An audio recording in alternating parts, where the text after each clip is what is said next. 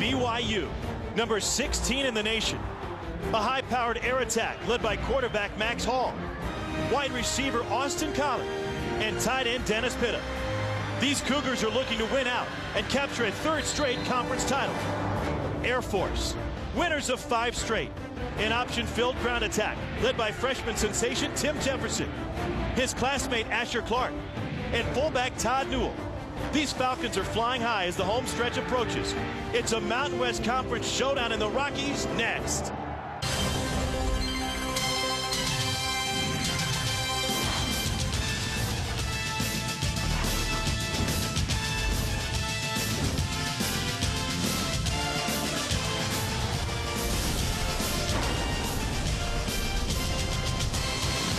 It's a crisp, clear Saturday afternoon and perfect for college football in Colorado Springs as 16th ranked BYU comes to town to take on the Air Force Falcons. It's not only senior day for 18 football players, but also for nearly 1,000 of their classmates. The final football game, the final march on, and the final rush into the stands for the cadets.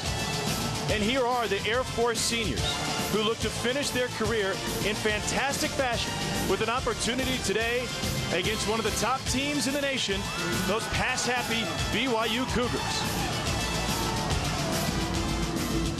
And welcome, everybody. Alongside my partner, Trev Alberts, I am Tom Hart. The Mountain West Conference has experienced unprecedented success this season. 3 teams in the top 25, another Air Force right on the cusp of being ranked.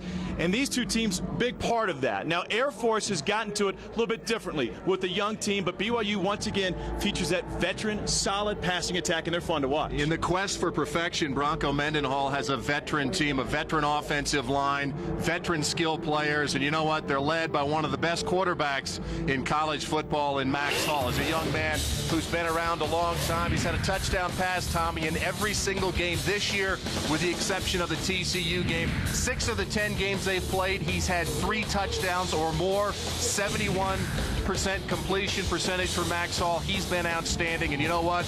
They've got some weapons on the outside. Austin Colley's done an outstanding job. He's the deep threat. He's the vertical threat for this offense. Well over 1,000 yards receiving. He's a young man that brings a little swagger to this offense. Guy's had 8 consecutive 100-yard receiving days. But here's the difficult matchup this afternoon for Air Force. It's Dennis Pitta at tight end, an outstanding player in the middle of the field. Chris Thomas, the safety for Air Force, will have to do a good job. Those linebackers of Air Force, can they withstand this aerial assault of the veteran BYU offense? And you know, not much was expected out of Air Force this season. It was supposed to be a rebuilding year. Well, after back-to-back losses to Utah and Navy, Air Force went to a youth movement. They put in freshman quarterback Tim Jefferson. They went to the triple option. They haven't lost since. Tim Jefferson's really been the difference. Also Todd Newell at fullback, but they just established a running game, 275 yards on the ground they average. And really Tim Jefferson's been the reason. He's done a great job, calm demeanor, but he brings a presence to the outside. He gets to the perimeter, does a great job of attacking defenses. Of course, Asher Clark, one of the better running backs as well. He's a true freshman. He's made a difference. 2 carries of over 40 yards last week against Colorado State. That's important. But really, Tommy, I think one of the most important things in this game against BYU is the passing game. Last week, Tim Jefferson, 6 of 8, 171 yards and 2 touchdowns. Can Air Force throw the football against this BYU defense?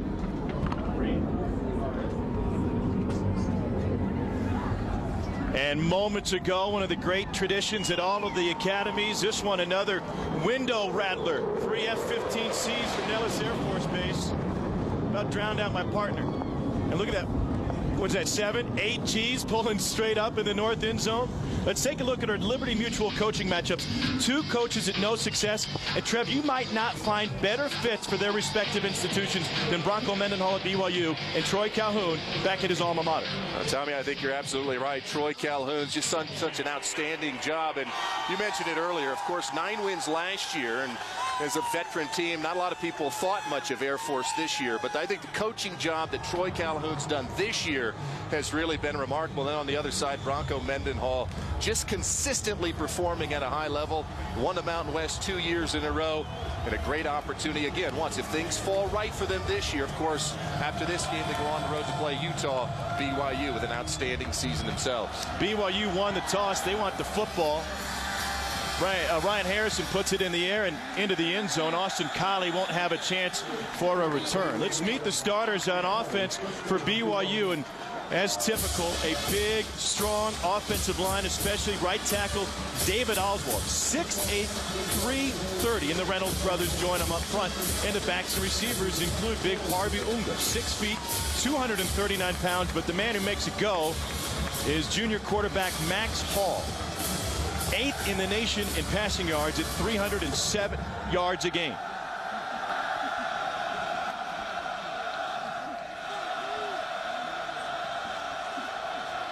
First down, BYU from the 20. Hall surveys the field and takes his time. To throw on first, and a pass caught. Big tight end Dennis Pitta has a first down. That one goes for 16 yards. Here are the starters defensively now for Air Force. 3-4 defense. Jake Paulson, the senior at the end, will have an opportunity to get the haul today. Ken Lamandola has been fantastic the last few games at linebacker. And Reggie Rembert, just a sophomore, a young cornerback for Air Force, who's a first-year starter. And Chris Thomas, 10 tackles against Colorado State. Shifting up front for Air Force. And Hall to throw for the second time. Over the middle, again, a first down for BYU. Once again, he finds Pitta. They think they could take advantage of mismatches. Let's get Trev's progressive keys to the game. Well, for BYU's offense, it's status quo. We've already seen it here, Tommy. It's Max Hall. It's the offensive line protection. Get it to Dennis Pitta. And then on defense at Air Force, I think you have to wrap up the big backs. We haven't seen the run so far, but if there's one thing this Air Force defense historically has had trouble with, it's tackling big backs. Harvey Unga, of course, a 240-pound running back. Already 34 yards in the air for Hall, both of them to Dennis Pitta, who last year had 5 grabs for 114 yards against this Air Force defense. First run of the day, and 4 yards on first down for Fui Vakapuna. Tommy, this is what we're talking about. There's Harvey Unga right there, 6 foot, 243 pounds. You see that Air Force defensive line, but make no mistake about it, Tim DeRuyter, the defensive coordinator, done an outstanding job. They're only allowing 136 yards rushing a game, so a great matchup here this afternoon. Of course, the best offense in the Mountain West Conference versus the number 3 defense. Unga didn't play the second half last week against San Diego State. Finished with just 37 yards on the ground. He'll share time today with Vakapuna. 2nd and 6. Hall to throw for the 3rd time, facing pressure, gets it away short of the first down, and this time he finds Unga out of the backfield.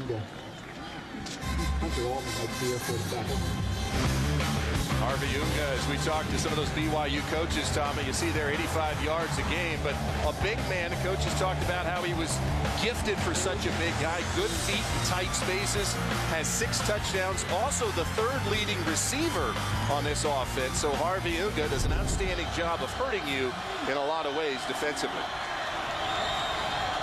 3rd and 2, now out of the eye. Iona Pritchard, reserve linebacker, is the fullback here. Hall to throw, gets pressure, and gets dropped at midfield. Ken Lamandola has been fantastic the last few weeks for Air Force, and that time they took a chance. They figured they have to. Lamandola is going to come on the blitz right here, number 47, trying to get some pressure. It's BYU in a running formation that time, and Lamandola just reads. It really wasn't on a blitz, delayed stunt that time.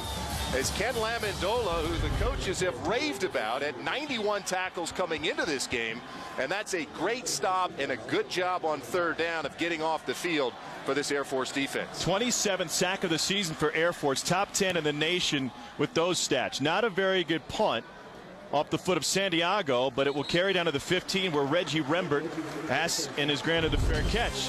So the Air Force defense stalls BYU, and it's Kenny Lamandola who turns it around in the first possession. College football on CBS College Sports is brought to you by Geico, where 15 minutes could save you 15% or more on car insurance. By Bud Light, endless refreshment from start to finish. Bud Light keeps it coming. And by the Home Depot, you can do it, we can help. A nice snowstorm through the area yesterday morning. It is, for the most part, all melted away. And Air Force trying to melt away this BYU defense, which is a little bit banged up. We'll tell you about some of the guys that will not dress today for BYU in a moment. First down for the Falcons and freshman quarterback Tim Jefferson. Here's the option for Jefferson. Keeps it in his hands and gets wrapped up by Jan Jorgensen. Let's meet the starters up front for Air Force. A couple of seniors on senior day, including Keith Williams at left tackle and center Andrew Pipes. And in the backfield, of course, keep an eye on Todd Newell, the senior from San Diego, has turned things around and become a more integral part of this Air Force offense. He'll share time back there with Jared Tu today, who had a great second half last week. Newell is the fullback here, and Jefferson under center on 2nd and 8. Asher Clark in motion. First carry from Newell finds perhaps a yard against the heart of the BYU defense. Freshman quarterback Tim Jefferson came to the academy from prep school and didn't waste any time making headway and learning the playbook, and so took over for senior Shea Smith. He is 5-0 as a starter. He's the 4th freshman starting quarterback in school history. The last was a fantastic quarterback that just wrapped up his career last year, Sean Carney. It does not happen very often that Air Force not only uses freshmen but in such important pieces. On third down, the option. Here's Clark. Tries to cut it back up.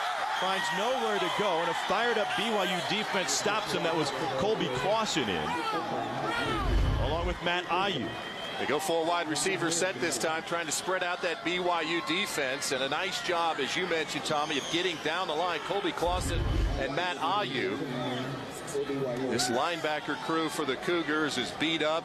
A lot of guys filling in. Colby Clausen, who really wasn't the start at the start of the season. Vic Soto, he's out. Good play by the linebackers that time. Here's Reed White. Takes the punt, takes it up to the 44-yard line. Good field position once again for BYU. They couldn't take advantage last time. Can they do it this time? Back to Colorado Springs in a moment. Bronco Mendenhall's quest for perfection continues. It won't end in an undefeated record, but still plenty to play for. The BYU season boils down to 1 week. They get Air Force today. Of course, Utah in a rivalry game to close the year. 3 of those teams in the Mountain West standings are ranked. Air Force is just on the outside looking in. A fantastic season overall for the top 4 in the Mountain West. And still, all 4 of those teams have a shot at a conference title. And top to bottom, this is the best year that the Mountain West has ever had. Wyoming, of course, at the bottom of that list, just went to Knoxville and beat the Volunteers. On the ground, first carry for Harvey Unga. He's got room, and he takes it inside the 40. A first down scamper for the second time on first down. BYU gets a play of 15+ yards. Justin Moore and Reggie Rembert on the stop. It's up front for that offensive line, just in a 2-point stance that time, just walling it off there. A good job by David Oswald and Travis Bright. Look at him wall out. Big number 74, Travis Bright, the right guard. Good job of walling off that Air Force defense. Back at it on the perimeter. Air Force trying to make something happen with a change of direction. And they'll find 3 yards on the play. It was Aaron Kirchhoff who had to stop a Michael Reed. Just a good recognition by Max Hall that time. Realizes he's got man-to-man on the outside, a little late, so just throws it out to Michael Reed. You'll see the Air Force defender get there late. Michael Reed has it, tries to cut back. That's just a good job by Air Force's defense and Kirchhoff of staying at home and making a nice open field play. Remember Michael Reed used to wear that 7-11 t-shirt? Told his quarterback Max Hall last year, I'm always open. Always find me. Tough to find him when you got a weapon like Austin Collie, who hasn't been thrown to yet. On second down, Hall finds Collie. Here's Austin Collie working the middle of the field. A BYU first down. Lemandola with the tackle. That's a great route that time from Austin Collie. Air Force comes with a blitz that time, bringing 5. Trying to get some pressure on Max Hall, not allow him to get comfortable. But Austin Collie comes back to the football. And watch him here as Max Hall sits back in the pocket. Good protection. 9 comes back to the football in front of the defenders. Just a good route by Austin Collie and a first down for BYU. Collie just happy to have a grab. Last year held without a catch against Air Force. That snapped a 14-game streak of games with a reception for Collie. On first down, Hall fires a bullet to Pitta, and Pitta takes it to the 10-yard line. 4 years ago, Dennis Pitta was a freshman at BYU, played his first game against Air Force, scored 2 touchdowns, the first 2 of his career, and blocked a punt that led to a touchdown. And Tommy, that time Hunter Altman's going to come with a little bit of pressure from the outside, so you're going to get man-to-man there in the slot. There's Dennis Pitta. There's the matchup that's so difficult. Chris Thomas with a nice tackle, but when you have a guy like Dennis Pitta with his size and his hands in space, you either have a linebacker or safety trying to cover him, and of course that's a very difficult matchup. Here's the I formation again for BYU. 2 tights. They'll run it out of this formation this time, and Fuibaka-Puna cuts it inside the 5. On his feet and in the end zone. Touchdown BYU.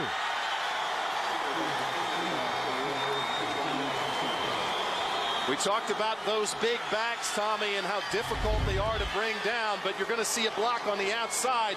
Number 3, Michael Reed, right there. Good job at the point, and then look at the power, just fighting into the end zone. Running over Hunter Altman, the outside linebacker. That's an impressive drive for BYU's offense. Sophomore Mitch Payne with the extra point. An Air Force sack stoned BYU's first drive. Unstoppable on the second as Fuibaka-Puna splashes in from 11 yards out.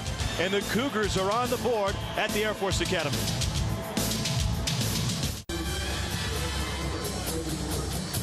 Seven 0 16th ranked BYU leading Air Force. And now let's take a look at the Bud Light Stat 6-pack. 17 wins between Air Force and BYU. A BYU team that hadn't lost a conference game in 2 years, favored to win it again this season, but got tripped up on a Thursday night in Fort Worth. Still a conference title to play for, and it still could be shared. If you have a 3-way tie, all of a sudden you get the Las Vegas Bowl fighting over who may be coming to town, and it's been BYU the last few years. Justin Sorensen, a freshman from South Jordan, Utah, will kick off. Sam Brzezika, one of the returners for Air Force. Sorensen's got a strong leg, but this one high and short. Reggie Rembert from the 11. Rembert lit up at the 20-yard line. Reggie Rembert is good at changing directions, but that time he went from going forward to going backwards. Michael Elisa with the hit. There's a flag on the field, Tommy. Go back to touchdown. We've talked a lot about Dennis Pitta, his ability to catch the pass. You want to be a complete player, you better be able to block as well. Sealing off that left side. A good job of just pushing it down. Look, Fuibaka-Puna. Kicking nobody in the way until he gets down to the goal line. 5-yard penalty.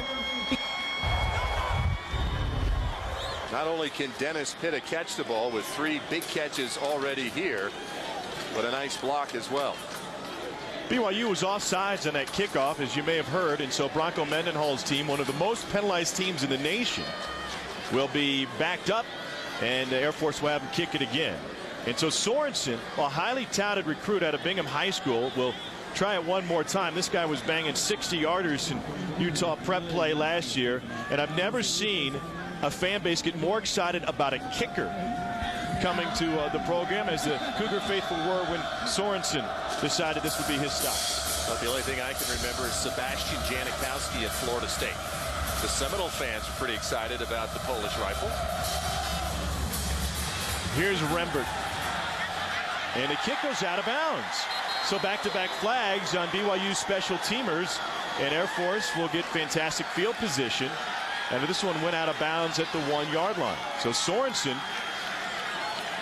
Ruling on the field that the ball contacted the receiver, then the ball went out of bounds. BYU's ball at the 2-yard line. Well, there you go. So pick the flag up.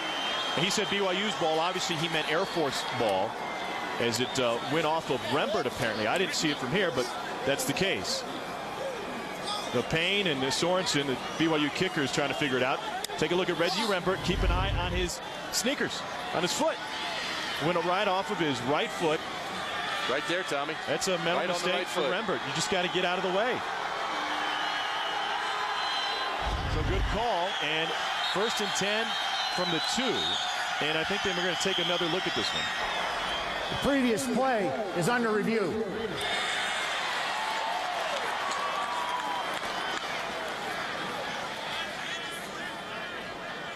So Air Force will have a lot of field to work with starting at the 2. Let's flash back to 1982, another long Air Force drive. September 25th, in the opening of the new stadium in Provo, with under 7 minutes to go in the fourth quarter. Steve Young took it in from 6 yards out. BYU led by 7. Air Force started their final drive at the 1-yard line. And here's Mike Brown scampering for 28 yards. Later in that same drive, quarterback Marty Luthen hits Brown for a 22-yard touchdown with 6 seconds left. The Falcons go for 2, and they win it at BYU 39-38. That was a 99-yard game-winning drive.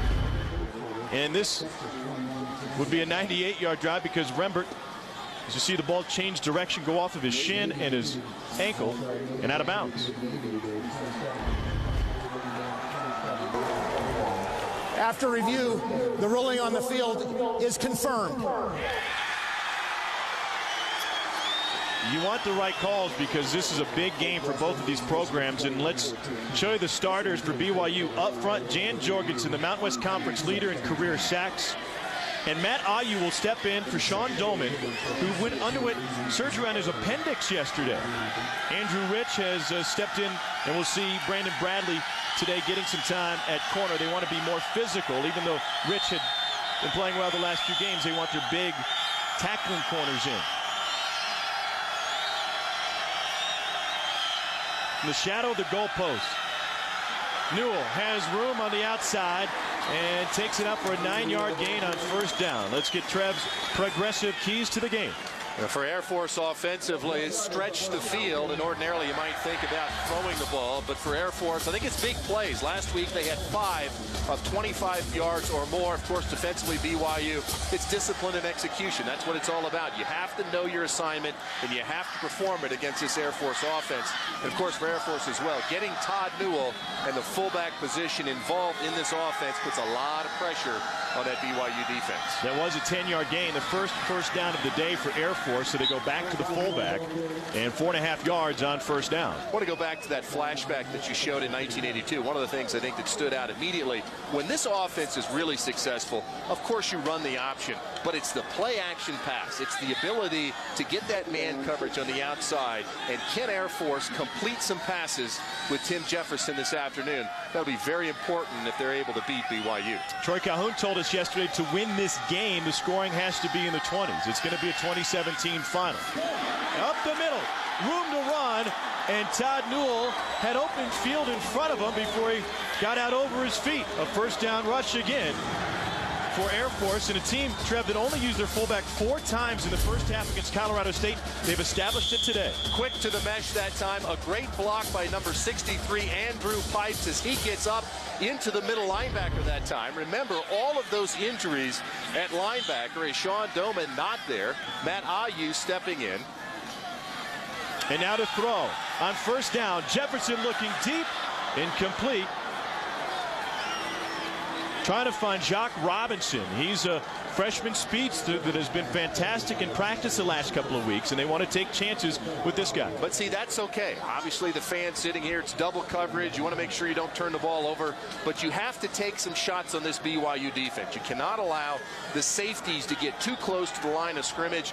You want to keep them honest back there in the backfield. So now 2nd and 10.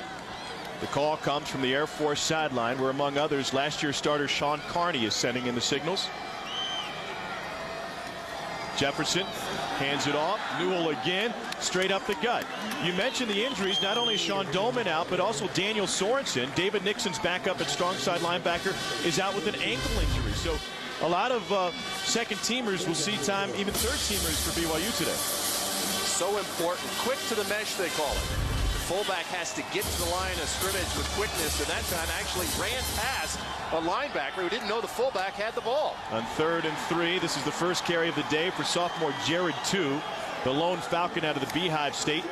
Two is from Park City. Jan Jorgensen had the stop. I think it's interesting talking to BYU this week. They said, really, we spent the whole week in pads. We haven't been in pads since, like back in training camp, because of the importance of trying to stop this option offense. All right, 4th and 1 now for Air Force.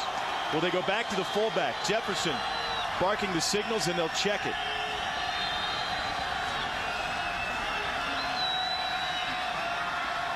On 4th and 1, the play clock now at 7.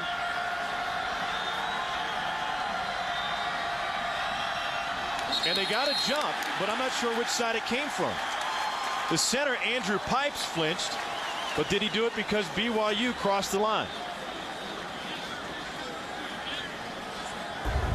Offside. Defense. Penalty. First down.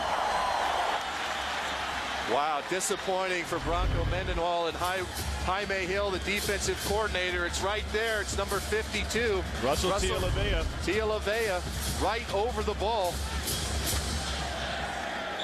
97th in the NCAA. That's not where you want to be. And another flag today. That's their 3rd against BYU. 2 came on kickoffs, if you can believe that. Pardon me, the second one was taken off after the ball went off of Rembert. So that gives Air Force a first down, and they go back to Newell. And that's where they're making their money today. Brett Denny had the stop for BYU. We talked to Jan Jorgensen this week, and he told us that, yeah, the defensive ends, both myself and Brett Denny, that's our responsibility. We have to hit the fullback every single time. So you see those defensive ends in that 3-4 defense crashing down. They're responsible. These guys right here on the end will be responsible for the fullback.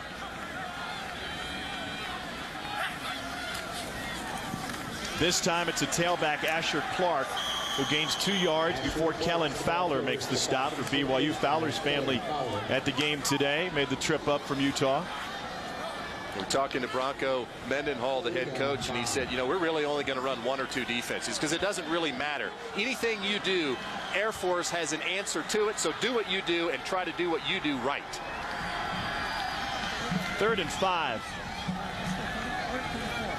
Air Force 0 for 2 on 3rd downs today. The key to playing against the option is the ability to play fast as a defender.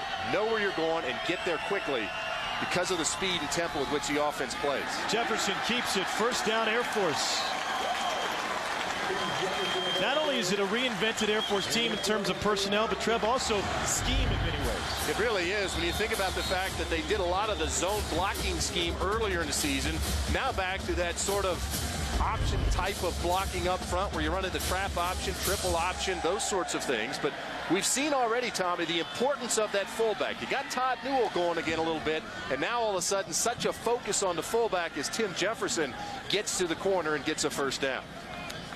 Well, Troy Calhoun told us yesterday that they need to have sustained drives, but also take chances. Did not start correctly. There is no foul. Play is legal. It's kind of a tough balance for Troy Calhoun.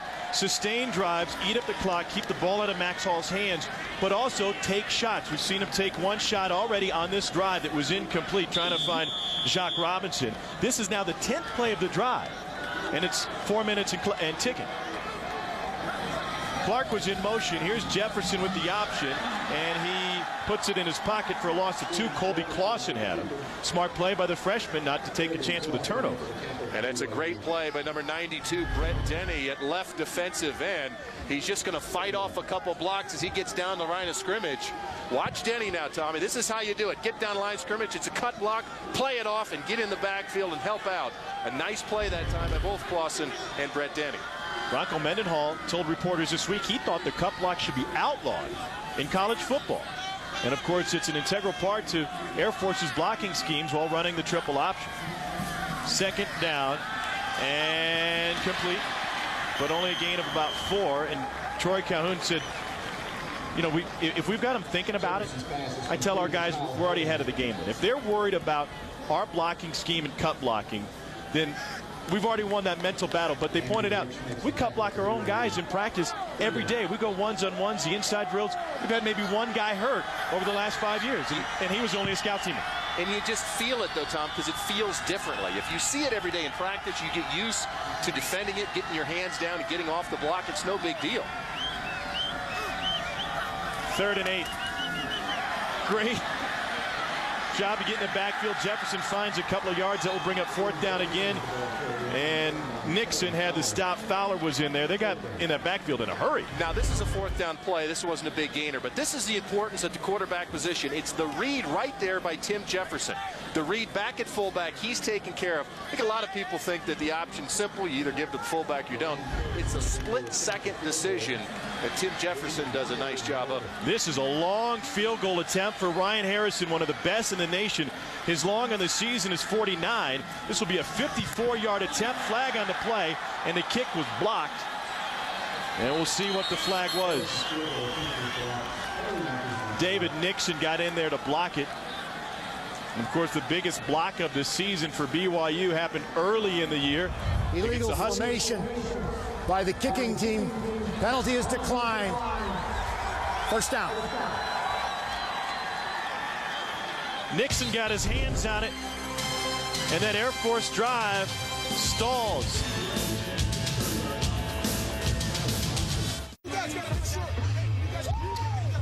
Third possession for BYU coming up in a moment. They lead 7-0. Their second possession of the game looked like this. It was an effective and efficient drive. Harvey Unga right there. You see the big power run there. Great job right there in the running game. Then Max Hall gets involved. Austin Collie with his first catch. And then Fui Vakapuna with a power, 250 pounds at the goal line. Runs over Hunter Altman into the end zone for a touchdown. 5 plays, 57 yards, 213. And Vakapuna from 11 yards out running over Falcons.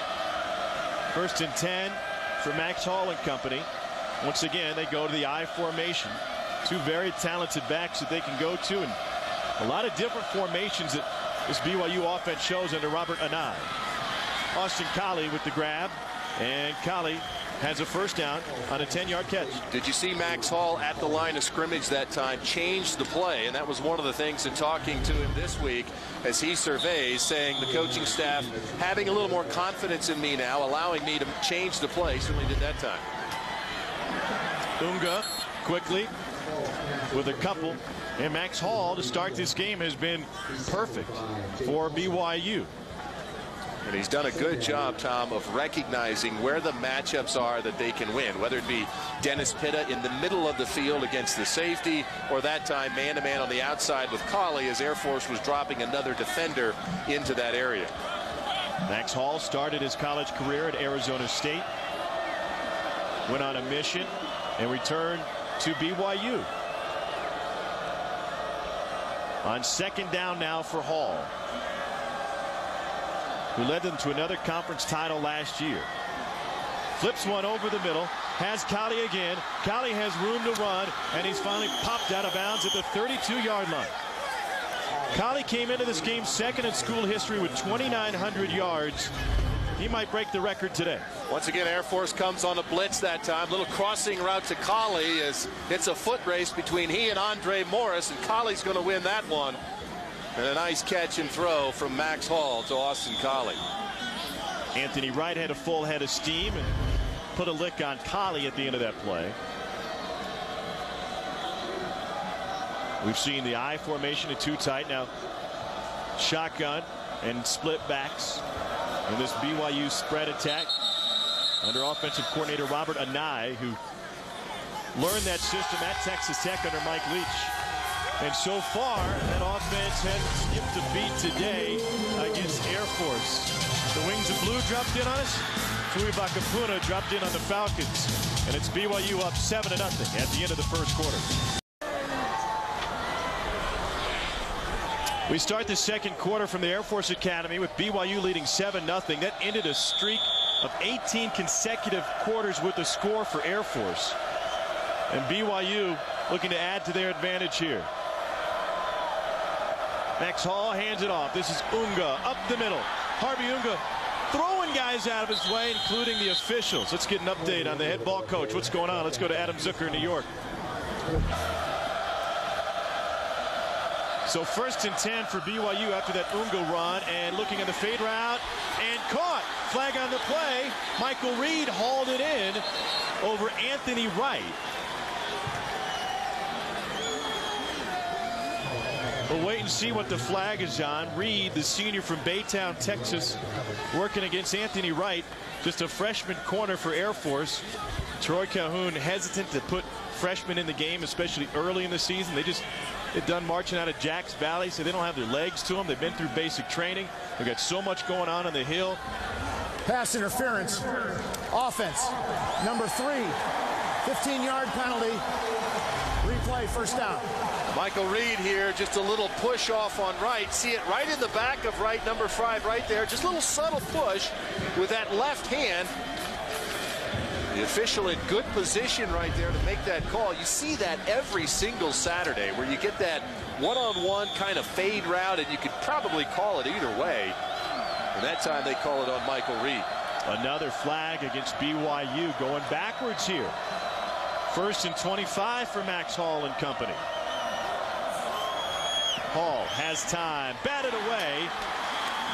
Good hands, and that time it was Ben Garland, the 6'5" junior from Grand Junction, Colorado, over on the western slope. Nice play by Garland. That's what coaches always teach you. You play against this offense with an offensive line that is 6'6", 326 on the average, and so big Ben Garland, you can't get there with pressure. Just get your hands up, getting the passing lane, and it's right there. Good job of getting his hand up. See, no real pressure that time, but get in the passing lanes of Max Hall and get the big paws up. First incompletion of the day for Hall. 2nd and 25. Unga blocking from Vakapuna. Unga, for some reason, let off the throttle, and he picks up 6 yards on the play. Hunter Altman and Jake Paulson, pair of seniors in their final home game, with the stop for the Falcons. And Tommy, Air Force trying to get guys in gaps and getting linebackers up around the line of scrimmage. Tim DeRuyter, the defensive coordinator, getting his linebackers around the line of scrimmage, trying to show some different looks to that BYU offense, and that's just very good pursuit. And Jake Paulson, among others, gets down the line of scrimmage to make the play on Unga.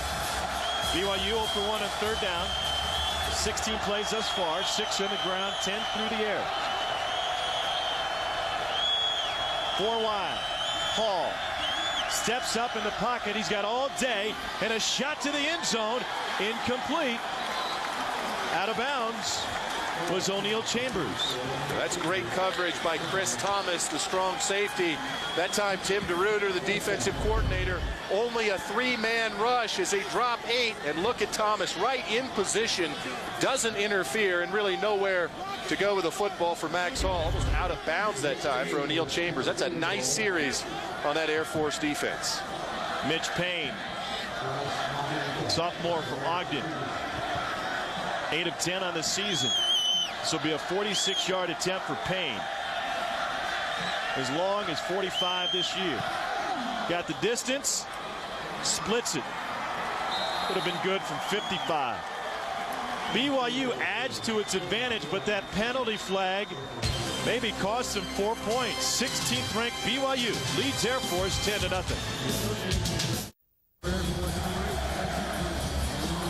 BYU pitching a shutout thus far, 10-0.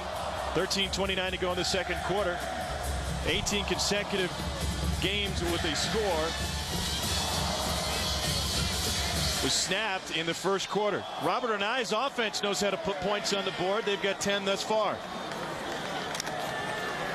Seems like BYU, though, biggest opponent has been themselves. They've shot themselves in the foot with that penalty on pass interference. And Air Force, Tommy, has had some success. They have moved the ball.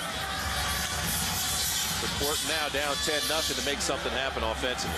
Rembert from the 2 took a shot last time. This time tripped up and falls forward to the 19-yard line. So the freshman quarterback, Tim Jefferson, undefeated as a starter, will lead the Falcons back on the field. His coach, a former Air Force quarterback himself, Troy Calhoun. Sure, one of the things that Bronco Mendenhall and BYU talked about all week was not allowing the big play. Of course, last week, Kyle Halderman had a 74-yard touchdown. It was a 53-yard pass to Ty Paffett. So Air Force needs to make something happen in the big play categories. Here's the option pitch to Asher Clark, and he's picked up by David Tafuna. who's been battling some injuries, didn't play against Colorado State. Nice stop by Tafuna, the senior from Mesa, Arizona.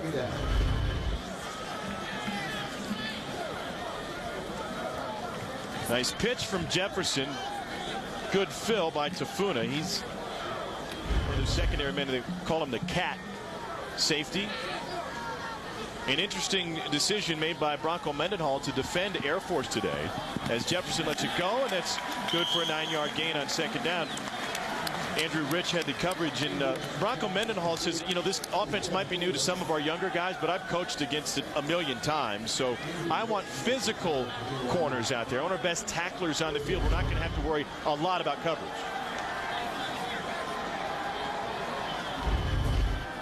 Quickly to the fullback. First down for AirForce.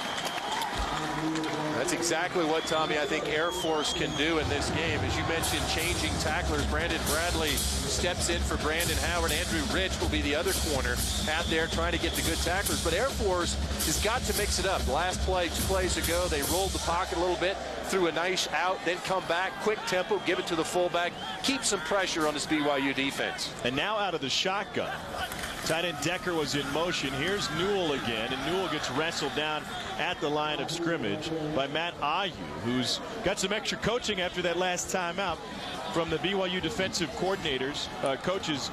Ayu's filled in nicely. He's going to be out there for a lot of snaps today, replacing Sean Doman. He's done an outstanding job. All of these linebackers, again, lots of pressure on a defense playing against this type of an offense. Of course, many of these linebackers back up, so it's a simplified defensive game plan, allowing these linebackers to play fast.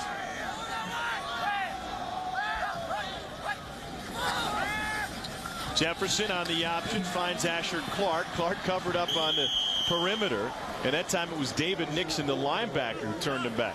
You see the versatility of David Nixon, and talking to Bronco Mendenhall, and we talked about the defense, and really just wanted to single out both David Nixon and Jan Jorgensen. And David Nixon, of course, a chance for 3 consecutive conference championships. Coach Mendenhall just loves his smarts, his athleticism. A good job way out there on the outside making the play. Jefferson to throw on 3rd and 10. Great grab by Halderman, but it will only go for maybe 4 yards. Good hands.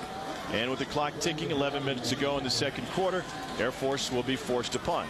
BYU doing a good job of just keeping everything in front of them, not allowing any of the wide receivers, not allowing that big play. Coming up, making sure tackles in open space. First punt for Ryan Harrison went 41 yards. Reed White is the BYU return man.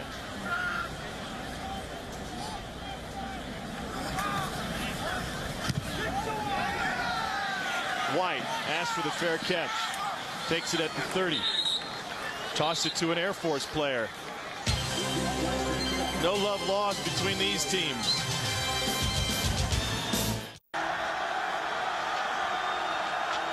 BYU leads AirForce 10-0. Let's take a look at the icy hot quarterback hot zone, and Max Hall has just been sitting in the zone all afternoon.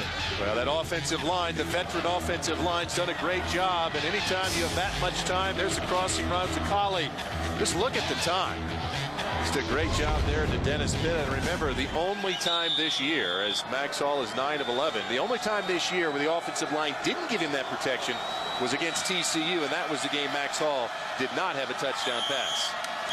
Not only didn't have a touchdown pass, a couple of fumbles and a couple of interceptions in that Thursday night melee in Fort Worth. Dead ball. Another flag. False start. Offense. Number 70.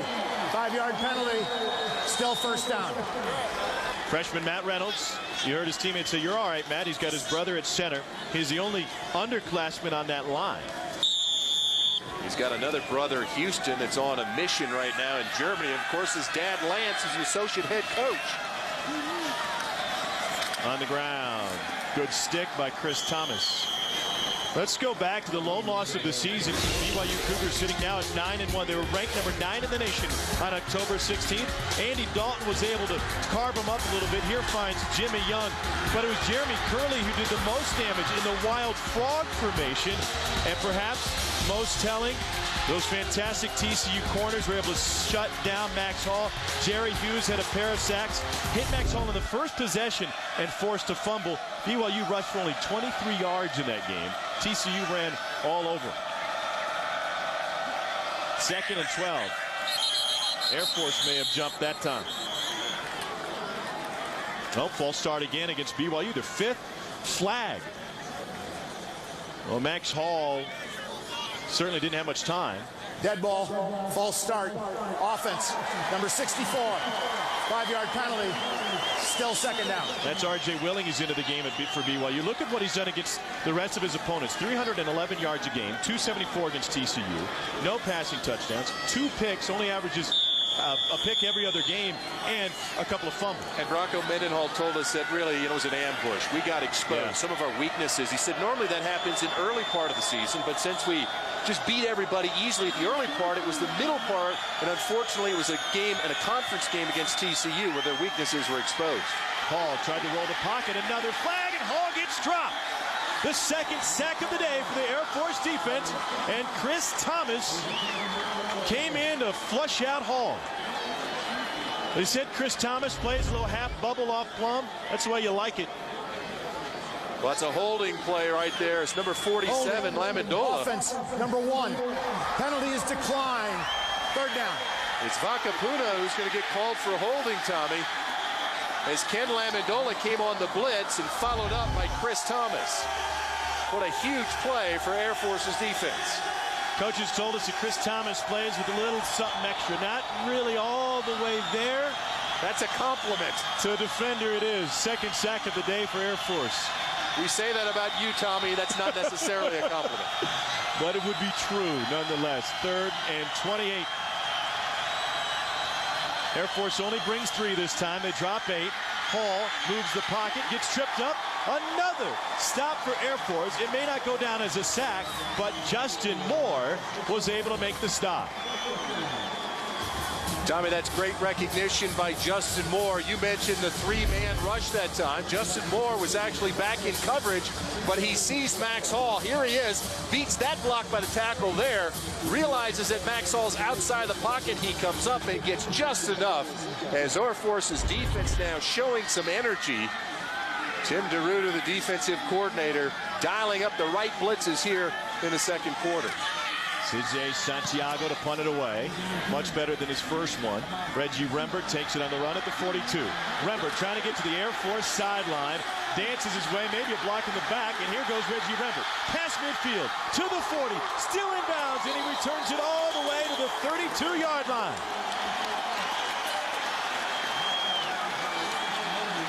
The momentum belongs to the Falcons after turning around the BYU offense. Now their special teams puts them in great position. Reggie Rembert got some help from his friends in that punt return. 26-yard return. Take another look. You set up the wall, and you're going to get a nice block right in here. Take a look at block right there. Good job that time by Hyder. And then Rembert gets around. Here's another block right here. Could have been possibly a block in the back on number 22, Brenton Bird Fulbright. And then down here at the end, look at that block right in front of Rembert, and a nice return from Reggie Rembert. Those extra yards, very important. And here comes the reverse. Asher Clark tossed it, and Air Force has room to run. Jefferson leading the way with the block, and John Warzika takes it for a gain of 7 on 1st down. Troy Calhoun said we want to get the ball in the hands of the freshmen Warzika and Robinson. It's a fundamentally sound BYU defense, so Air Force trying to create some offense, find a way to get their athletes in space. Warzika gets to the outside. And a good gain on 1st down. And back to the basics for Todd Newell, the fullback. He's got another chain mover and another Air Force 1st down. Last week, Air Force in the first half put 21 points on the board against Colorado State. Today they've been held scoreless, but they're putting together a drive. Previous long drive for Air Force ended in a missed field goal for Ryan Harrison, a long one. And injuries now piling up. That is Peter Lusk, the junior right guard.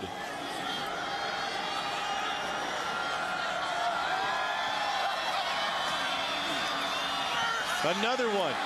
Warzika has room again, and a great cutback, and he's to the 10. Kellen Fowler finally with the stop for BYU.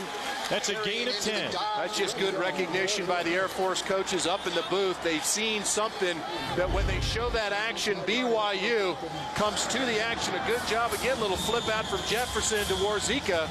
Good blocking down the field as Air Force once again with another first down. They've held the ball now over 11 minutes. Newell up the seam, and Newell takes it to the 6-yard line. 10th carry of the first half already for Todd Newell. Ran out of his shoe that time. 7 minutes and counting. Air Force in the red zone has scored 88% of the time, 22 touchdowns and 14 field goals. They've got a fantastic field goal kicker. They want 7. Here's Asher Clark. Hit at the line. Touchdown Air Force. Clark spun off him like a top, and the Falcons have punctuated this long drive with a score. That's a physical run from Clark that time. He's going to run into number 16, Kellen Fowler. Right there, a physical run and a spin move into the end zone for Asher Clark. He's 5'8", 185 pounds, but that's a physical run from young Clark. Here's Harrison now. Perfect on extra points this season. It continues, and we've got a 10-7 game with 6:44 to go. Asher Clark, Trev, didn't just run over the top of Kellen Fowler. He also ran over the top of Terrence Hooks, who's only seeing time today because Sean Dolman is injured and had to undergo appendix surgery last night. An appendectomy, of course, and we've talked about the injuries for these BYU linebackers, but that was an outstanding drive for that Air Force offense. They got an awful lot of their playmakers involved, of course, all set up. The special teams play, great blocking, and Reggie Rembert setting up his offense. And we talked about the energy the defense played with the last series. Clearly the momentum in the favor of the Falcons. 5 plays, 32 yards, a minute 25 for Air Force to score, and Asher Clark with his 5th rushing touchdown of the season. They're able to feed off of that defensive momentum and special teams and take advantage. Once again, met at the 1-yard line, and Asher Clark. 2 defenders from BYU, and Asher Clark gets the best of that battle.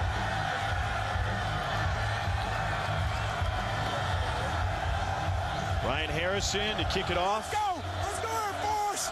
Woo! Austin Collie and O'Neal Chambers back for BYU. Collie takes it on the run. Collie's got blockers in front, dragged down from behind, takes it out to the 22, a 21-yard return. Now we talked about getting pressure on Max Hall early, no pressure at all for Air Force, and now here's suddenly Tim DeRuyter dialing up some blitzes, and just an Air Force defense that's playing with some energy. Clearly that momentum from the defense carried over to the offense that last series. 97 passing yards today for Max Hall, none on that last drive. They went 3 and out, and they went backwards 18 yards. Twice that Air Force line got to Hall.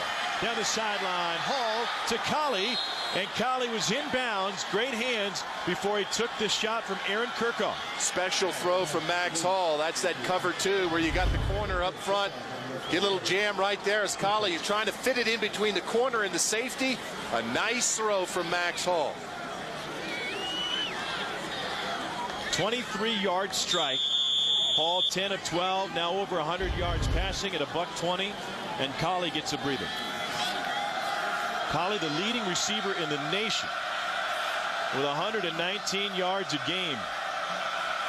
Out of the eye again. This is Fuakapuna, and he powers his way to 2.5 yards. It's been a busy day already for Austin Collie, bringing from El Dorado Hills, California. 65 big yards, and a good job that time coming back to the ball. They've gotten involved out in the perimeter. They've also gotten involved in the crossing routes. There it is right there, running away from the defenders. And then, of course, as we just seen, up the sideline, stretching that Air Force defense. 4 grabs, 65 yards. If he passes the century mark, it'll be his 9th straight 100-yard receiving game. On 2nd down, Hall to throw. Over the middle to Pitta. Incomplete. Had a chance at a pick. But the Falcons were head hunting, and the safety didn't see the football.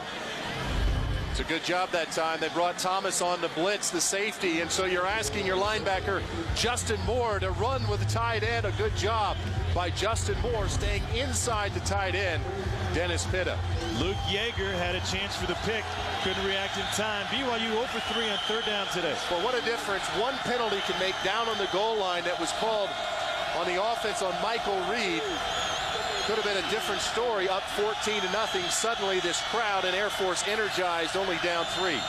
And a fantastic crowd here today. Air Force uses the timeout here. Timeout. The key third Air down Force. coming up for BYU. It's a 3-point game from the Air Force Academy. 10-7, 16th ranked BYU with a tenuous lead on Air Force. Now let's take a look at the Bud Light Stat 6-pack. Air Force has rushed for nearly 100 yards.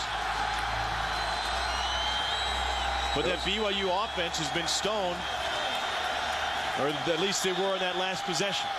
You saw those penalties. That's one of the huge stories in this game, though, Tommy. 5 penalties on BYU so far. 3rd and 7. Air Force jumps. Won't be enough for the first down, but it will set up a very manageable 3rd and 2. Rick Ricketts jumped. Dead ball. Offside. Defense. Number 90. Unabated to the quarterback. Third down after a 5-yard penalty. So now all of a sudden, you get a team that can line up 2 tights, be power backs, and run over the top of the smaller Air Force team. Instead of 3rd and 7, they're looking at 3rd and 2. 3rd and 3 officially here, but it's maybe a long 2. Still in the passing formation, 5 wide. Air Force may be lined up offside right now. No flag. Fumbled snap. Ricketts almost got to him. Hall over the middle. Great grab. BYU first down. Michael Reed. Wow, what great poise from Max Hall that time. Flag on the play after the play was over. This might go against BYU again.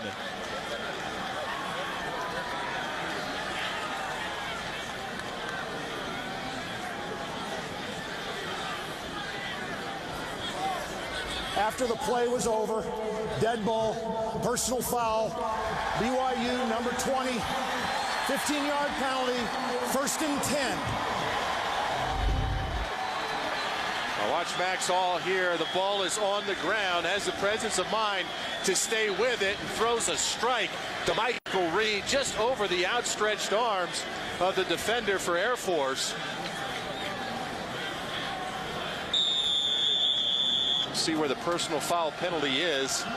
Happened well after the play. It was called on Reed White. So fresh set of downs, but not much yardage difference. And that time Chris Thomas came up to swallow up Harvey Unga. Now, Chris Thomas is absolutely all over the field so far this afternoon. We've seen him blitzing the quarterback. We've seen him supporting on the run. He's done a good job in the tight end game and the passing game. Chris Thomas clearly having an outstanding day for Air Force. So 2nd and long. Unga outweighs Thomas by 45 pounds. Bakapuna motions out of the backfield for BYU. Hall. Complete. Pitta. That'll bring up 3rd and about 5. Thomas had the coverage. Chris Thomas has done a great job against slot receivers. We've seen the Houston Cougars this year. They have tremendous speed. Thomas was lined up with the slot in that game, didn't allow a catch. And it's, you know, this day and age, it's not just wide receivers out there. A lot of times it's tight ends like Pitta and like Houston does. You better be pretty versatile if you're going to play safety. Kind of a John Lynch style safety, in my opinion. Chris Thomas, he's physical enough to play around the line of scrimmage and yet fast enough and quick enough to cover that slot receiver. They call it 3rd and 6. Hall pressure, dropped again. It's Chris Thomas. Hunter Altman back there as well. Well, Tim DeRuyter, the defensive coordinator at Air Force, could not be doing a better job of calling some blitzes against BYU's offense. It's 32. Hunter Altman just inside, comes inside as the left tackle. Matt Reynolds, a young freshman, sees another blitzer to the outside in Rembert and allows Hunter Altman inside to make the huge play on Max Hall. Another sack for the Air Force defense. Not a great punt. Fair catch taken at the 17-yard line. Tim DeRuyter told us yesterday, Trev, that he wanted to mix it up defensively, that they would either be rushing 3 or 5 or 6 or 7, but never 4 that just wouldn't get the job done. I said it doesn't make any sense really to just run 4. You're going to either try to get some pressure with 5 or 6 or rush 3 and drop into coverage. That last time was an outstanding job as Hunter Altman. Now watch it as he comes to the inside there. You've got another blitzer to the outside. So the young redshirt freshman Reynolds is in no man's land, not sure exactly who he should block. Here's Newell. Busted up the middle. Todd Newell on the run. Still on his feet to midfield.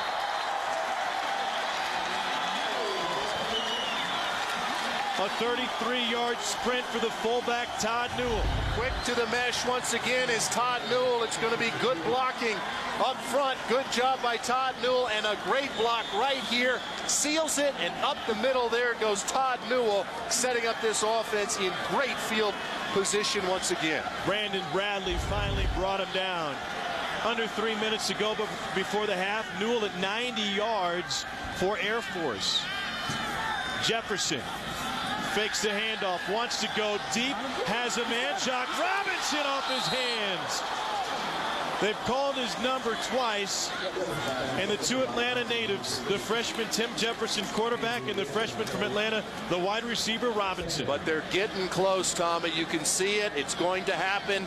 Third, fourth quarter. At some point, it's going to happen. Here it is, just over the outstretched arms of Robinson. Even if it doesn't happen, what does it do to the BYU defense? Well, your safeties have got to at least respect that passing game. They will not be as quick to get to the fullback. On the end around this time, this is another big run. Kyle Holderman is off and running. Great blocking downfield. Holderman forced down at the 5. Josh Cousins had his man locked up at the 12, and Colby Clausen finally forced him out. The Falcons on a roll after a 45-yard gain. Well, once again, trying to get the playmakers the ball in space at time. And look at Holderman there. Good block right there at the point of attack. And just the speed to outrun the linebacker Clausen that time. And a great block by Cousins. Air Force looking for its first lead. Todd Newell spins his way to the 1-yard line. Holderman became the 7th different rusher today for Air Force. They are not lacking for weapons. 2nd and goal.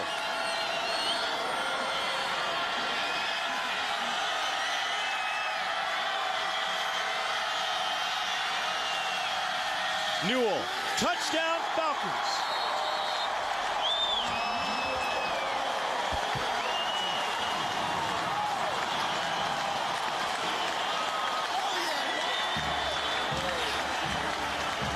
Air Force has their rivalries with the service academies, but there is no one they want to be more than BYU. This is all about Todd Newell. This was his drive. It was the fullback position. It was the physicality with which he ran. And an important drive for Air Force's offense. Harrison remains perfect, and the Falcons lead 14-10.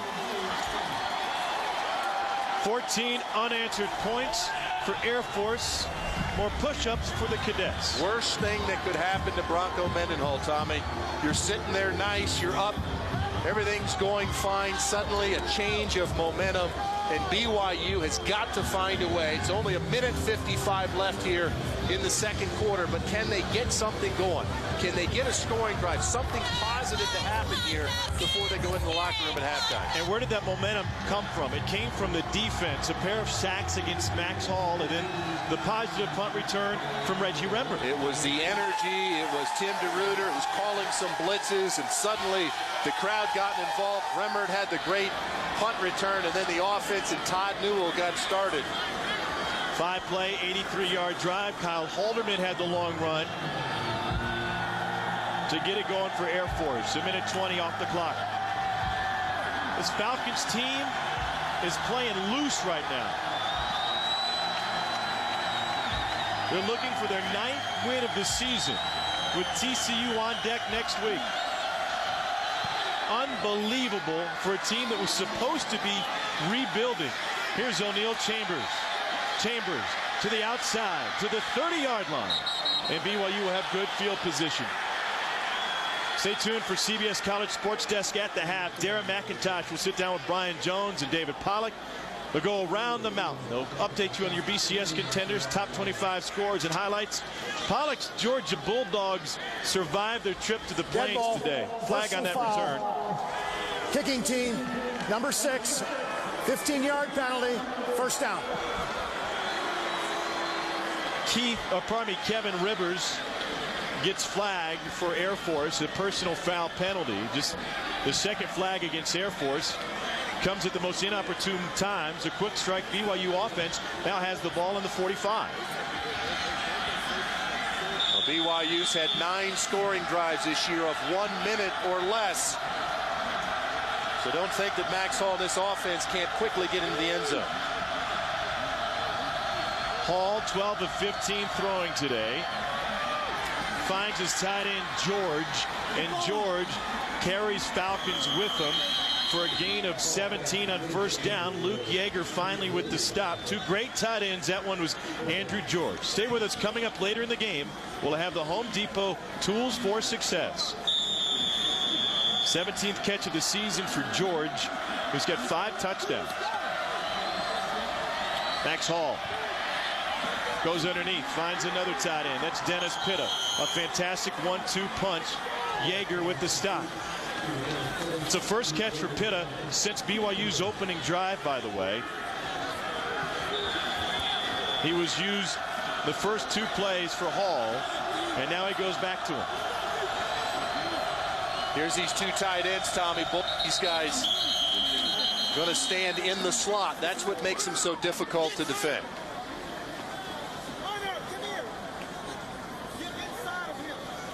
Another flag. Dead ball. False start. Offense. Number 64. 5-yard penalty. Still first down. 7th penalty of the day against BYU. They average just over 7 penalties a game. That's 7 in the first half. And Trev, they've been bad penalties. They've been not just changing field position, ending drive. Backbreakers. Would have been a touchdown. Offensive pass interference, so Michael Reed had to settle for a field goal. Personal foul penalties. On 1st and 15, he floats one to Vakapuna, who makes the grab before getting tripped up. Justin Moore with the stop. Clock rolling. 47 seconds to go. BYU has 3 timeouts remaining. They haven't used one yet. It's almost with a guy like Max Hall in the field, just let him stay in his rhythm. 2nd and 7. They go to the end zone. Almost intercepted. He was looking for Colley. The freshman Wright had the coverage. Tommy, Anthony Wright might only be a freshman, but boy, he plays with some confidence. Look at him up there. Knows it's one-on-one and has the speed to beat Colley to the end zone. Actually, Colley almost turned into a defensive back that time, trying to stop Anthony Wright from picking off the Max Hall pass. I'm not sure if that was straight, man, but Tim DeRuyter told us yesterday they'll go 0 coverage a couple of times today. They can't afford to do it all the time, but with a guy like Wright, Tim DeRuyter getting a little more confidence in it. I think it was man free that time. You have one safety free trying to help on either side. 3rd and 7. Hall uses the timeout, didn't like what he saw, and he is fired up at his offensive line. First charge time out of the half. Max Hall let his line hear it when he had to burn the timeout. 32nd charge timeout. Robert and I wants a whole offense over on the sideline. May have been his senior center, Dallas Reynolds, he wasn't happy with. Robert and I, the offensive coordinator, said, well, he's just a gutsy kid. He's a linebacker playing quarterback. He's essentially another Jim McMahon. So there you saw it. You love to have that fiery competitor, though. One of the best quarterbacks I ever played with was Jim Harbaugh, and he had that same sort of mentality. You know, he could play running back, could have put him really anywhere you wanted on the field. That's the type of player that Max Hall is. And Robert and I would know good quarterbacks, offensive linemen on the 1984 National Championship team, of course, led by Robbie Bosco. But before that, blocked for Steve Young and company. What a run of quarterbacks BYU had in the early 80s. McMahon to Young to Bosco, who won it all in 1984. 3rd and 7. Up the sideline comes Hall, 15 of 19, $186, hasn't thrown for a touchdown yet today. And BYU 1 of 5 on 3rd down conversions.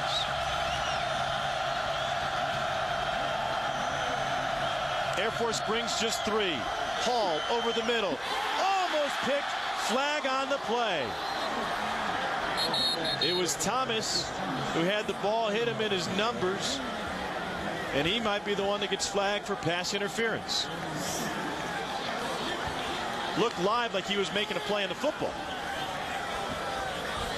Holding by the defense on an eligible receiver.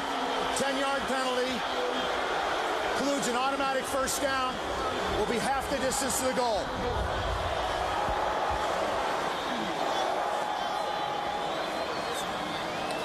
So BYU inside the 10-yard line now. It was Thomas who was flagged.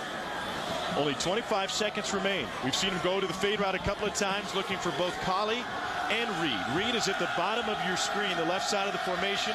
Colley at the very top.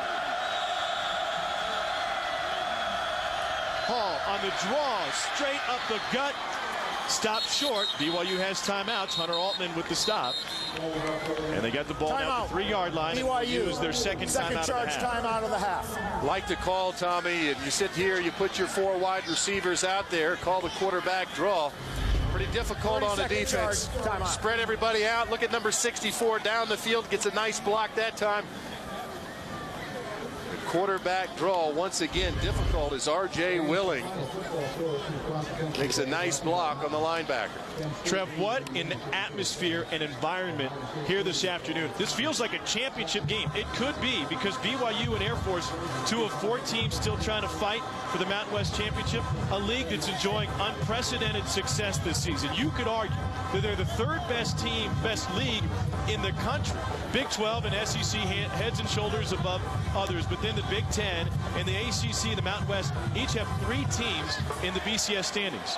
Well, certainly right, at top, especially when you look at the Mountain West with Utah undefeated, BYU, of course, they beat 2 Pac-10 teams to start the year, and now Air Force with their 8 wins here at home, trying to knock off the Cougars. And you know why this is important? We're in year 1 of a 4-year cycle where the Mountain West Conference could earn automatic inclusion if they continue to put up these numbers with their highest ranked BCS team and the number of teams they have in the top 25. Certainly looks good. Fui Vakapuna is the tailback here.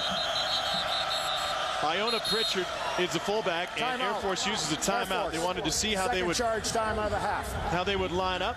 What did BYU show them there? Because you made a comment earlier that BYU could perhaps just out-physical Air Force. Well, we talked about their 2 big tight ends. You came out in the ace formation, 2 tight ends. You've got 2 running backs, one that's 235, Pritchard at fullback. Vakapuna's 253, so you go big. You're trying to establish a line of scrimmage. Now, the difficult thing, of course, Tommy, is you can still show that formation, and then, of course, Air Force tries to say, well, they're going to run the football, get everybody inside. Then you got Austin Colley one-on-one on the outside. So when you have a quarterback like Max Hall, with his intelligence and his experience as a junior, obviously he has the ability to get you out of a bad play into a good play. And remember, that's exactly what they did on BYU's opening drive. On 3rd down, they lined up in the I formation and threw the ball out of the I. So 2nd and goal. Air Force looking to hold on to its lead before the half. And here's the shift. They show I, they spread it out. Vakapuna, the tailback. Hall looking, end zone, tip, intercepted. A chance for a return, and Kirchhoff takes it out to the 2-yard line. and Air Force can run out the clock in the first half. It was Kirchhoff who turned around the New Mexico game with a 94-yard fumble return. And now he gets his first pick of the season. Tom, it's just another one of those momentum-changing plays all the way down near the end zone here. Again, BYU going in to score, and Air Force up front gets their hands up. A great job. Once again, there's Kemp, big number 91, gets the paws up, knocks the ball into the hands of Kirchhoff. And once again, Bronco Mendenhall, a minute 55 on the clock when they started this drive, all the way down the field, and a turnover for Max Hall. Hall without a touchdown pass today. The only other game he hasn't thrown a touchdown pass was the Thursday night loss in Fort Worth against the Horned Frogs. Air Force has seized momentum in the second quarter, scored 14 unanswered points. Kirchhoff's forward momentum was marked at the 3, so Jefferson doesn't have to worry about the goal line, takes one knee, and that will wind down the half.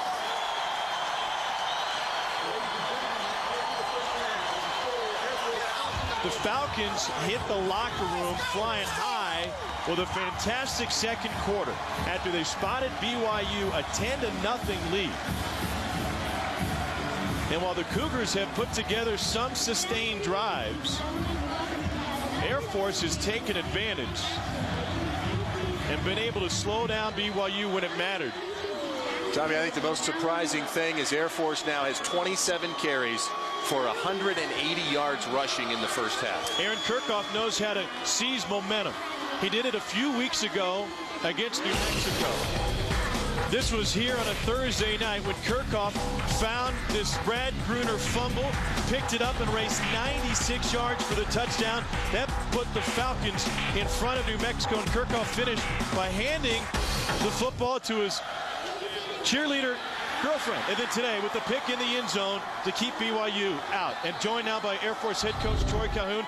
Coach, in your mind, what was the biggest momentum play of this second quarter? Well, we had more than one, and we're going to have more than a couple in the second half. I don't know if there was a singular one. Thing we've done is we haven't turned it over on offense, and defensively we come up with some stops. But that last play is a big one just because of turning away points. So yeah, it's going to be a Donnybrook right down to the end, and we just got to find a way to get this sucker right down to about the last 5 or 6 minutes and go from there. You know, Coach, your defense providing you with some energy, but talk about the play of Todd Newell, your fullback, running awfully strong in the first half, almost 100 yards on 13 carries. Yeah, you know, it kind of reminds you of a couple of those guys used to wear red N on the side of their helmet there, you know. Now, he's played well in the first half. You know, all these seniors, this is their final game at Falcon Stadium, and guys are going to have to muster it up here these final 30 minutes. Coach, thanks for your time. We appreciate it. Thank you, Tom. Air Force head coach Troy Calhoun and his Falcons hold the lead over 16th-ranked BYU. It's been a physical matchup so far from Falcon Field. We expect that to continue. Stay tuned for CBS College Sports Desk at the half. Tara McIntyre, Brian Jones, and David Pollack standing by after the break. Air Force in front of BYU by a score of 14-10 as we start the third quarter. First and foremost, you guys are getting a battle today. This is what you expected this week. Every time you come to Colorado Springs, you expect a battle. The Air Force kids play very hard. They're well coached, so this is exactly what we expected. Coach, clearly you had the momentum early, then Air Force came back and got it. What can you do now in the second half to try to recapture that momentum? This is all about execution. Our miscues, our penalties, our missed assignments here and there have allowed the momentum to shift, so clean play is going to be the answer. Coach, thank you. Thank you. Well, BYU head coach Bronco Mendenhall knew that this wasn't a game they could take for granted. It actually, we talked to him this week, kind of sets up nicely for him because without a tough game on this Saturday, it would be very easy for his players to overlook a lesser opponent with Utah lying in wait next week. No such opportunity here today. They trail by 4 at the half. Air Force will get the ball to start the second half from Colorado Springs. They deferred, remember, at the start of the game. So now with the lead, we'll have the opportunity to get the ball here first in the second half. Take a look at the first half highlights. This one started off like BYU was just going to cruise and crush. Yep, Fui Vakabuna does a great job here against Hunter Altman, gets into the end zone for BYU, and then all of a sudden Air Force's defense came alive, and then that offense sort of fed off that defense. Look at the physical run by Asher Clark, the freshman there. And then Todd Newell, the big fullback, got involved, and after a nice drive, a knockdown ball that Kirchhoff was able to pick off in the end zone. A jump on the left side of the Air Force line on first down, and that'll be the third flag against the Falcons here today. Before the ball was snapped, false start, offense, number 79. 5-yard penalty, still first down. That's senior left tackle Keith Williams. Let's take a look at the halftime stats presented by Allstate. Penalties hugely important, of course, Tommy. The 7 penalties for 55 yards. But it wasn't just the 7 penalties. It was where those penalties occurred at crucial points on the field for BYU's offense. And at crucial points in the game as Air Force was able to grab the momentum that we've told you about. On 1st and 15, Matt Ayu has a stop on Todd Newell after a gain of perhaps 4. So that will leave 2nd and long for Tim Jefferson. Newell, a fantastic first half, 90 yards, his career high, 134 yards earlier this season against UNLV. You see how Tim Jefferson will come to the line of scrimmage, act like they're going to snap it, then look over to the sideline. That allows the Air Force coaches to see how BYU's lining up, and then they choose to play. Jefferson had a man on his hip, lost him, and gets forward to the 24-yard line. And third down coming up for the Falcons.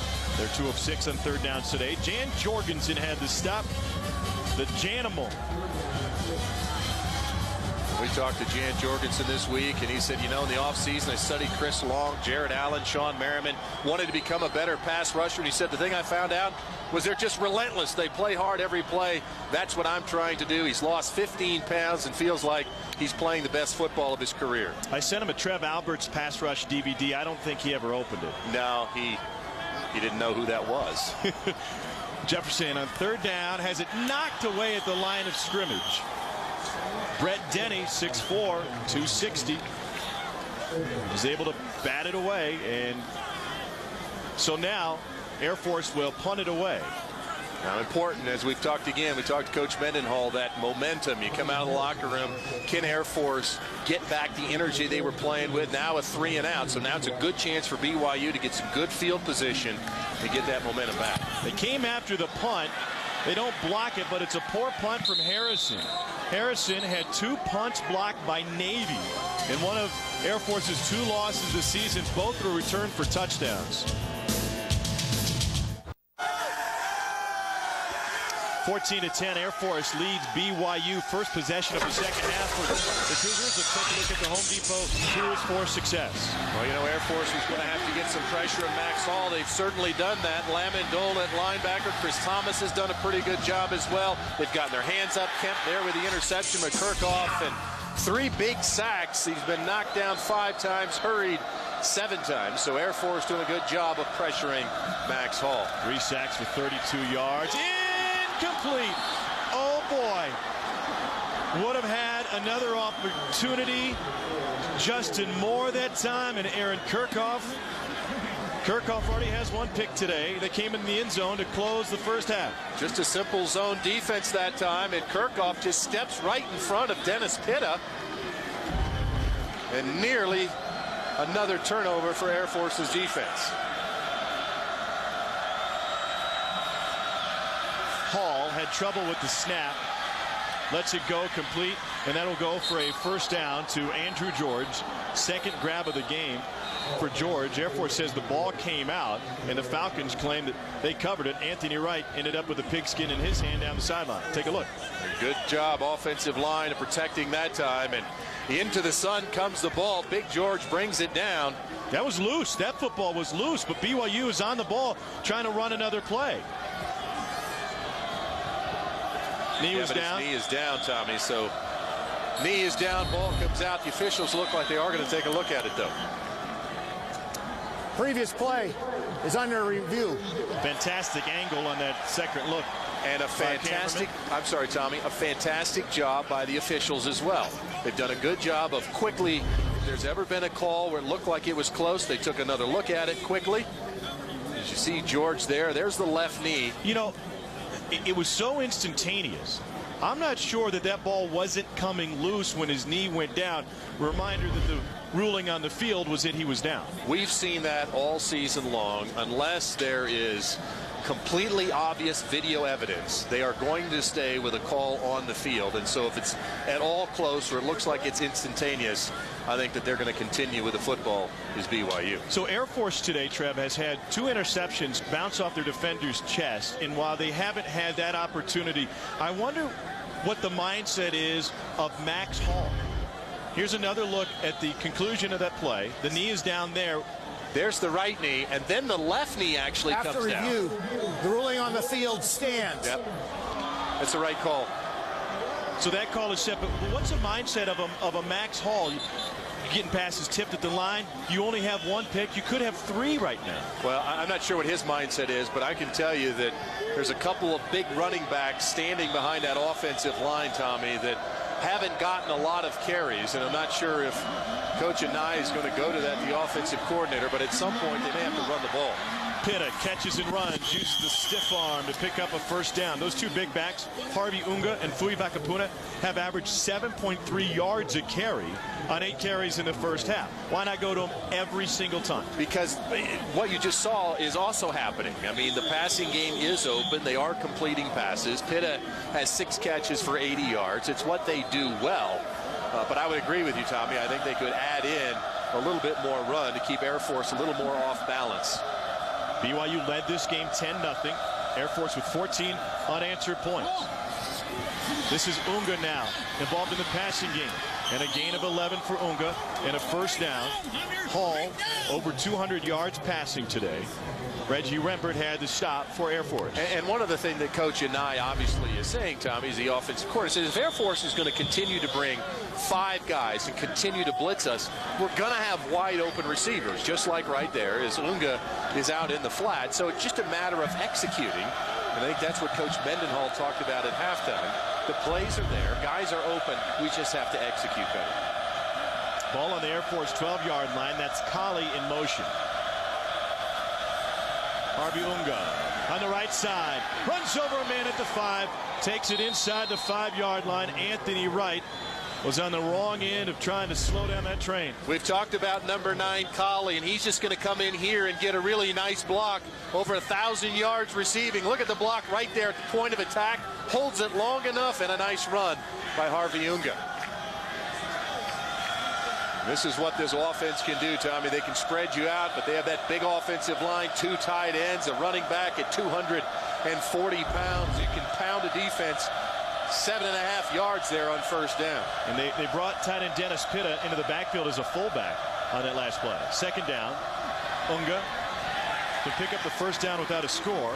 He's a yard short of that, so that will be 3rd and 1 now for BYU. Unga took it over the right side. See, it's the same thing with Air Force when they established the fullback. Everything opens up off of Todd Newell. If they establish this running game and they get some big holes opened up, it changes everything. Hall keeps it for the first down for BYU. That'll set up 1st and goal inside the 2-yard line. Air Force went 3 on out on its first drive of the second half. And after a short punt, BYU is taking control, and now they're looking at 1st and goal. And there's some frustration there from quarterback Max Hall, who has had an off day in some respects, but still putting up big numbers and moving this offense. Yeah, that's what happens sometimes, you know, when you're quarterback draw, you get underneath that pile. Balanced attack for BYU on this drive. You know us defenders, Tommy. You're dirty. You're nasty. You're not very nice. Vakapuna leading the way. Unga in. Touchdown BYU.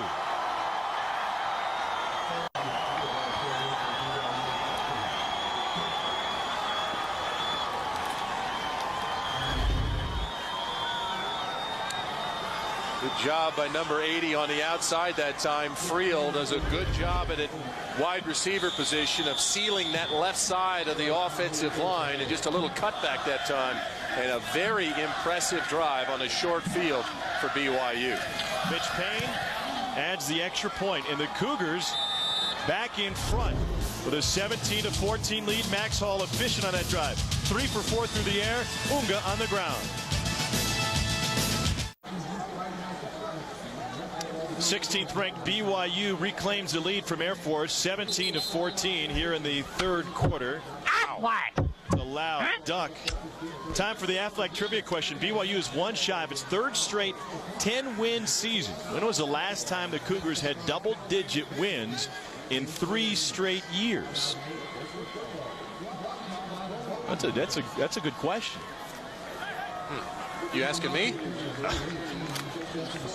I was going to ask the other guys in the booth, but their mics aren't open. Looks like he's got a mic. Maybe he knows. I think he would know. He's 26-4 in the Mountain West games. Bronco Mendenhall has never lost a road game in the month of November. Rembert picked that one up off the skip. Makes it miss, and the ball's loose. BYU covers the fumble. They'll have the ball at the 19.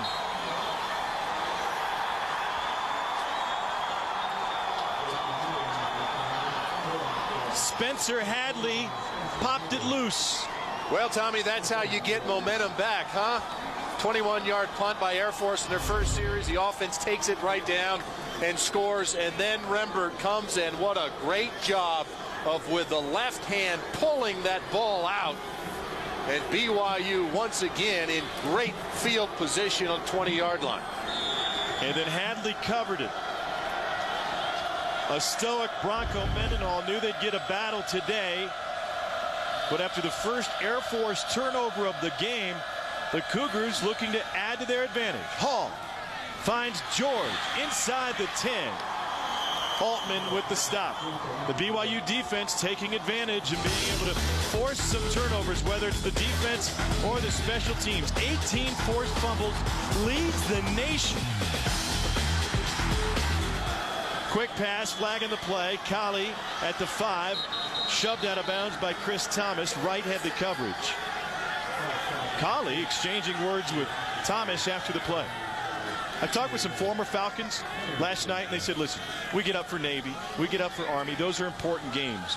We like all the guys in the front range. We want to win the Mountain West Conference, but when it's BYU on the other side, it just takes it to another level. Well, I think part of the reason is BYU has had such success, and not only in the Mountain West, but prior to the Mountain Illegal West. substitution. Defense. 5-yard penalty from the end of the run. First down. Troy Calhoun obviously not liking that call or having some questions about the call. But back to the rivalry in BYU, I think it's a compliment to BYU that Air Force wants to beat them so badly. The gold standard. They and, of course, Utah. The officials are getting together. Troy Calhoun was pointing out something on the other sideline when Air Force was flagged for illegal substitution.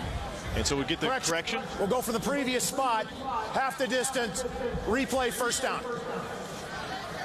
So Air Force will still be flagged, but they'll change the field position here.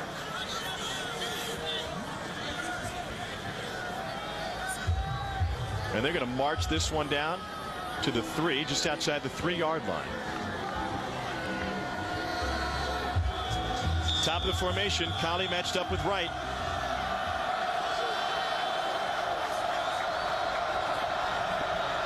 First and goal. Hall.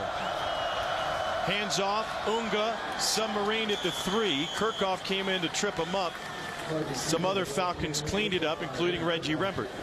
Good job by Kirchhoff that time. And that's the one thing about this Air Force defense. They keep fighting and scratching. And a pretty simple play that time. Travis Bright, the right guard, pulls around to the left.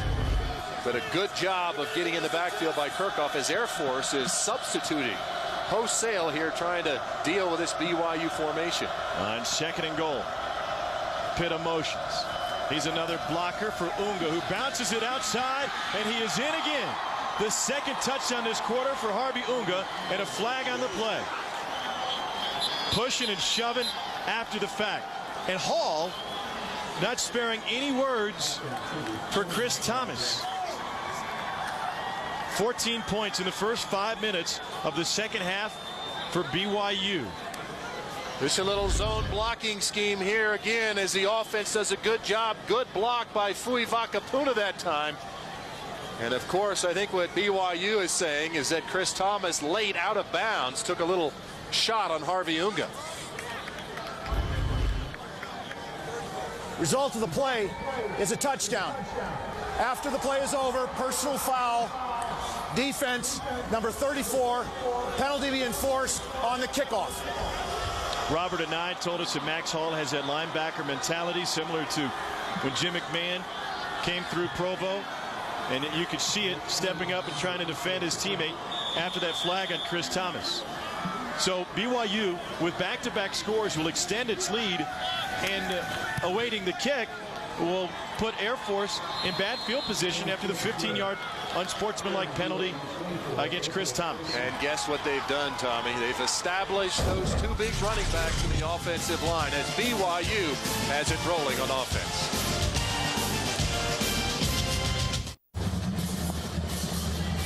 Number 16 BYU in front of Air Force, 24-14 in Colorado Springs.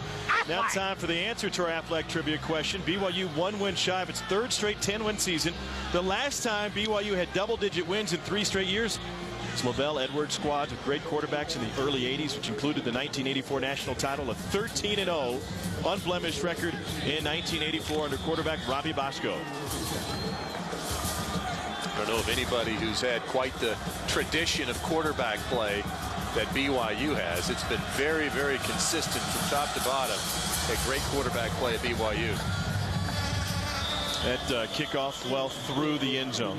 Well, Bronco Mendenhall has brought a new attitude to BYU, and not just what they do on the field, but the restoration of the core values within the program and the university, starting with faith and family. He told us this week that after practice, I'm out of here. 30 minutes, perhaps, hit the shower, get on the road, get home. I want my assistants to do the same thing, and you can't argue with his success. Not only 3-0 all-time against Air Force, but consecutive undefeated seasons in the Mountain West Conference. Well, it's a system that works. They believe in it.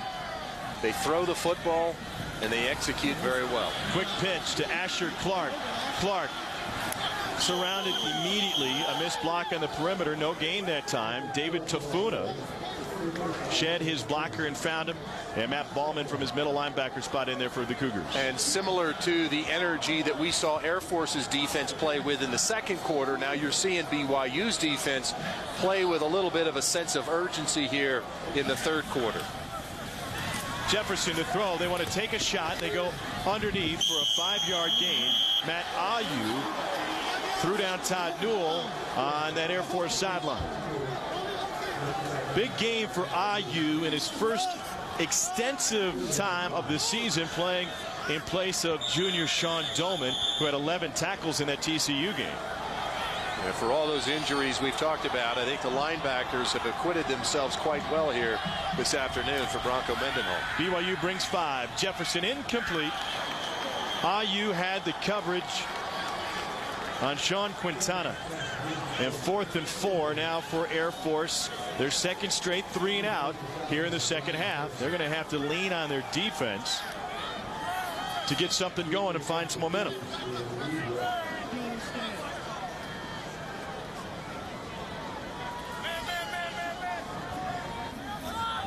Ryan Harrison pulls double duty, the kicker and the punter for Air Force. They set up the return. Reed White, fair catch, taken at the 41-yard line. But Tommy, Harvey Unga has gotten going here in the third quarter. This is all in the third quarter. He's gotten involved in the passing game out here in the flat. And it's also been about just physical running between the tackles. Look at him as he battles for extra yards. Had a couple touchdowns in the third quarter. They've got it going now, Tommy. 10 carries for 52 yards for Harvey Unga. 1st and 10 now for BYU. Worst field position of the second half for BYU. 2 tight end sets once again in that I formation, Tom. And here's Unga. Unga powers up the middle. BYU trying to make do with the mismatched line now in the second half. Left guard Ray Fanga will not return. He suffered back spasms, so it's all everywhere back up. R.J. Willing filling in at left guard now for the Cougars. And he's just a little guy. He's only 6'5", 312. So that really ruins the averages for BYU. 2nd and 6. Every one of Hall's completions in the second half have gone for more than 10 yards. This time he keeps it, and he breaks free. Hall with the first down grab, and Chris Thomas with the stop. Pardon me, Austin Collie on the direct snap. It's that direct snap thing again. We see it across college football as Austin Collie's at quarterback. A little zone read that time, just follows it in behind his blockers, and a good job of getting through space. We see this across college football, the direct snap to the playmaker, the difference maker. Good play by Austin Collie. So Collie now split out wide on the right side.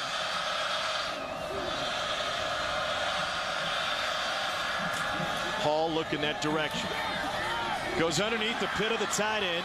Every catch here in the second half for BYU has been made by either the tight ends or those big running backs. They're getting mismatches. And what's the difference, Tommy? Unlike the first half, we're not seeing Max Hall under a lot of pressure. You see that route that time by Pitta? He runs into the defender, not pushes off, but runs into the defender, then back the other way to create space for himself. Dennis Pitta again. We should point out that Max Hall and Dennis Pitta are brother-in-laws. Max Hall married to Mackenzie. Of course, Mackenzie would come up and hang out with Max, and then she'd bring her sister Latoya, and Latoya would say, you know, you got anybody else on the team? So he introduced him to Dennis Pitta. Suddenly they're brother-in-laws, and so of course Austin Collie will come up to Max Hall and say, hey, you know, what about me? Throw the ball to me. And of course Max Hall says, blood's thicker than water, buddy. Forget about giving me the ball. Hook me up with a wife. 2nd and 5 now. Here's Fui Bakapuna, and he rumbles for a first down. Aaron Kirchhoff with the stop. Dennis Pitta's been busy today. It started on the very first drive of the day when Max Hall went to him twice. He got over the middle against zone coverage, and he's a big guy who can run well after he makes the catch. Well, Tommy, he just understands where the weaknesses are in a defense. Bakapuna stood up at the 6-yard line, but only after a gain of 6. Hunter Altman with the stop. I also like what BYU is doing now in terms of tempo. They're getting to the line of scrimmage. They're running plays, not unlike Air Force. Doing a good job of putting pressure on that Air Force defense. But back to Pitta for a minute, Tommy. And you know, so much of being a good receiver isn't just catching the football, isn't just having speed. It's understanding what defenses are doing, understanding where their weak and soft spots are. And certainly Dennis Pitta understands those, and that's why Max Hall feels so comfortable throwing him the football. 2nd down, BYU. Unga. Got great penetration up front. Unga had nowhere to go, and the penetration came from Justin Moore. Anthony Wright with the stop. That's what you do if you're a linebacker and you're a little bit smaller. Justin Moore, 5'11", 225, goes down low that time on Bakapuna.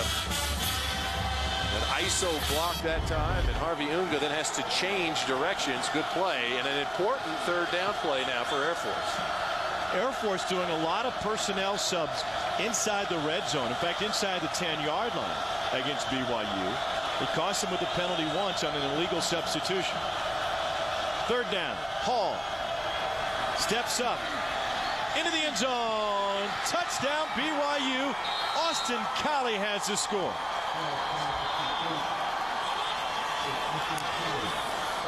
Austin Collie finally gets involved once again in the passing game here, and this is all about Max Hall, Tommy. Watch him now as Air Force brings some pressure. Max Hall feels it, steps into the pocket, and while he's rolling right across his body, and the only place his receiver could catch the football, a terrific throw from Max Hall.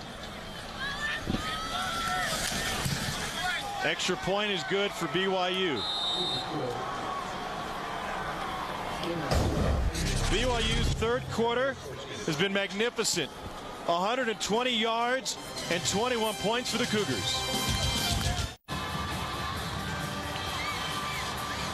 31-14. BYU is taking control of this game here in the 2nd half. They're thinking BCS. A lot will have to happen to get BYU into the BCS this season. Now let's take a look at the Bud Light Stats 6-pack. First and foremost, you got to win today and against Utah. Obviously, then you're in prime position. Your ranking climbs with a win against a top 10 team like Utah. You're also going to have Boise State stump. All right? I mean, a one-loss BYU team that lost convincingly to TCU won't jump an undefeated Boise team. You wouldn't think so, especially since Boise has a history in the BCS, and they performed well, of course, in that Fiesta Bowl win over Oklahoma. Reggie Rembert takes a knee. Air Force will start it again from the 20-yard line. Does Air Force have an offense that can play catch-up? 5:15 to go in the third quarter. Well, the point is, I think you still have to do what you do. I mean, you're here in the third quarter with 5 minutes left, so you have to run your offense. But if you're asking me, Tom, do they have to take some shots? Yeah, they need to find a way to create some big plays. They did a pretty good job of that in the first half on reverses, getting Kyle Halderman involved. Find a way to get the playmakers the football in space. Halderman is in motion.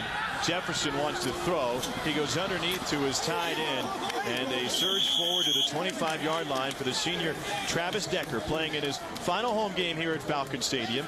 And Air Force head coach Troy Calhoun this week had a special night with his 18 seniors. Had them all over the house for dinner on Wednesday to talk about what a special day this could be. A little delay out to the flat for Travis Decker, one of the best student athletes in all of college football. He's a Dratty semifinalist. Up the middle with Newell, 1 yard on second down, and that will leave 3rd and 4 for Air Force. The Dratty Award, that's the academic Heisman in many ways. Here's a guy who's trying to figure out where he's going for med school. He's got all the tops on his list: Harvard, Northwestern, Stanford. He'll visit Georgetown and Duke. He's on the AFCA Good Works team, the Lowe's Senior Class Award finalist. Jefferson dives forward on 3rd down. He'll be right at the 30. That will be good for an Air Force first down, first of the second half. Good tackle again by Colby Clausen, who really has had a nice day. An awful lot of tackles on the day for Colby Clausen. Pretty good cutback that time from Tim Jefferson, as Colby Clausen now with 5 tackles at his linebacker position. Newell up the middle, finds 2. What was working for Todd Newell in the first half that isn't working here in the second? Well, he was getting off tackle and he was getting to the mesh. The mesh meaning when he was, when they had that ball in his belly, he was getting there quickly before BYU could get there. Now, BYU has made some adjustments, and they've gotten inside and not allowed Todd Newell to get started. He's at 100 yards for the day.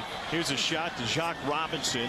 And Robinson, the freshman from Atlanta, has a 9, will be just short of the first down. Stay with us. Coming up in the fourth quarter, we'll have the Wrangler 5-star play of the game. See, it really doesn't matter what the defense does. I mean, if you're Air Force, if you're Troy Calhoun, you run what you run. You just have to figure out what BYU is doing defensively differently, and you always have a read off of that.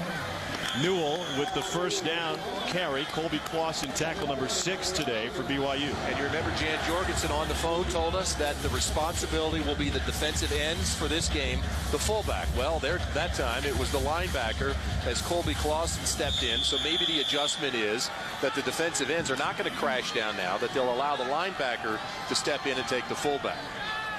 See if that opens anything up on the perimeter. Jefferson, here's the end around. This is Warzika, and he's got room to run down the sideline, and he cuts back inside to the 40-yard line. So both freshman playmakers have been given an opportunity on this drive. Jock Robinson with the grab, and now John Warzika. Well, number 77, Ian Doolin, almost had a great play right there with his left hand. Good cut block on the outside, and Warzika again, as Troy Calhoun is trying to find an opportunity to get some of these young playmakers out in space. Andrew Rich was shaken up on the play for BYU. You brought up a great point on that replay, the cut block on the perimeter. A lot of times I think when fans think about cut blocks, they just imagine it all happening in the box and within 3 yards of the line of scrimmage. Not the case. No, absolutely not. Some of the best blocks happen way out on the perimeter, certainly legal as well. And, I think there's some real confusion out there between a chop block and a cut block. A cut block is legal. A chop block is illegal. A chop block is when you're engaged with somebody up high and then someone else cuts you down low. That's a chop block. A cut block is a perfectly legal block on the outside. 1st and 10 now. Here's Asher Clark on the outside. Clark cuts it back up, has a gain of 5 on first down. Air Force has been penalized for chop block twice in 2 years. In both instances, they sent the tape to the Mountain West Conference to review, and in both instances, the Mountain West Conference called it back and said, you're right, that wasn't a chop block. So, that should be a little bit of confidence boost for the guys who have to defend him, but still very much in their head. Here's Jefferson on the roll, fires a bullet, caught, first down, Air Force. You can see now what Air Force is doing offensively. Clay Hendricks, the offensive coordinator. There's Jefferson. They're doing a good job of getting to the perimeter a little bit, both in the running game and then rolling Jefferson out, getting outside the hashes a little bit, trying again to get in space. That's a wonderful throw from Jefferson. To Pavitt for 16 yards, the longest pass play of the day for Air Force. And now Todd Newell back to the line of scrimmage. Jan Jorgensen, Tommy, just made an All-American type play as he's engaged with an offensive lineman from Air Force, got in the backfield, threw that blocker down, and grabbed the running back and made a nice play on Newell. He was looking forward to this game because of his responsibilities, being able to take guys on and make it a physical game. What did he say? He said, it's just weird playing against these guys. You think there's one play I got cut 3 times. The same play. I get up, cut again. Get up, cut again. Here's the option on 2nd and 10. Jefferson takes a lick from Brett Denny, picks up 2 yards on 2nd down. So 3rd and 7 coming up for Air Force. They've converted 4 of 10 third down attempts today. You see what a defensive end goes through? There it is. Always down at the ankles. And then they don't just stop there. That's Nick Charles at guard. Once you go down low, then you just literally crawl as you continue trying to block Jan Jorgensen. Jefferson on the run, gets pressure, steps away, courts one deep to the end zone. Bobbled and incomplete. Likely would have been out of the back of the end zone anyway, looking for Jock Robinson. A minute to go in the 3rd. It's the element, though, that Tim Jefferson brings. You see the pressure, and what Tim Jefferson brings is Denny gets into the backfield and has him. Jefferson does a good job of escaping that pressure, as David Nixon also was in the backfield. So field goal attempt for Ryan Harrison. A 34-yard attempt, and he drills it. Wow, that was a good-looking kick. It bounced off the door. A good 25 yards behind the end zone. Tommy, this whole 3rd quarter has been about Bronco Mendenhall. It's been about BYU. The Cougars have done a great job, as we talked about, coming out, finding some momentum. And they certainly have gotten that momentum back from Air Force, and they've done it on the ground. Harvey Unga's done a great job. They've gotten turnovers on special teams. They put their offense in a great field position as Harvey Unga scores again there. And then there's the touchdown pass to Austin Collie from Max Hall. So Robert and I, the offensive coordinators, you can see those numbers in the 3rd quarter clearly in favor of BYU. 21 points in the 3rd quarter after they trailed at the half. It seems like Air Force left all that momentum back in the locker room. We talked to Bronco Mendenhall at the half. Typical Bronco, just looking straight ahead, trying to figure out what they need to do. He knew exactly what they needed to do. You don't get a lot of emotion from Bronco Mendenhall. Not a lot of rah-rah. Just go out and get the job done. Execution. Do your job and do it right. The way you get momentum back is Air Force had the ball to start the 3rd quarter, and it was 2 straight 3-and-outs, and that allowed BYU's offense to get on track. Harrison puts it in the air for Air Force. This is Austin Collie. Pardon me, this is O'Neal Chambers behind Collie, who hauls it in. Chambers stays on his feet and takes it out to the 30-yard line. So 50 seconds to go in the 3rd quarter that may have turned the tide for BYU and helped the Cougars find their 10th win. And this is the point now for Air Force's defense. You need to do a good job here if you're Tim DeRuyter of finding a way to create some pressure on Max Hall. Max Hall has tied the Mountain West Conference record for touchdown passes in a season. Brandon Dolman is the quarterback coach for BYU. He accomplished that feat in 2001. Flag on the play.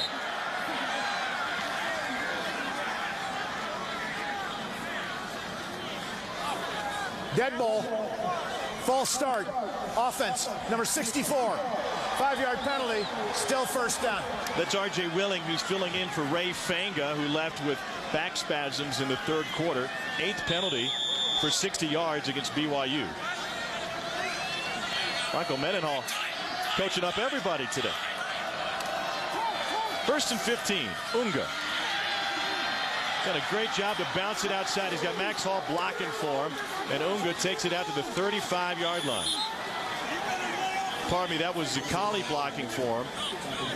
And that Wildcat formation with Kali taking All you're going to do, Tommy, big number 74, that's Travis Bright. All he's doing is pulling around here. Now look at the linebacker there.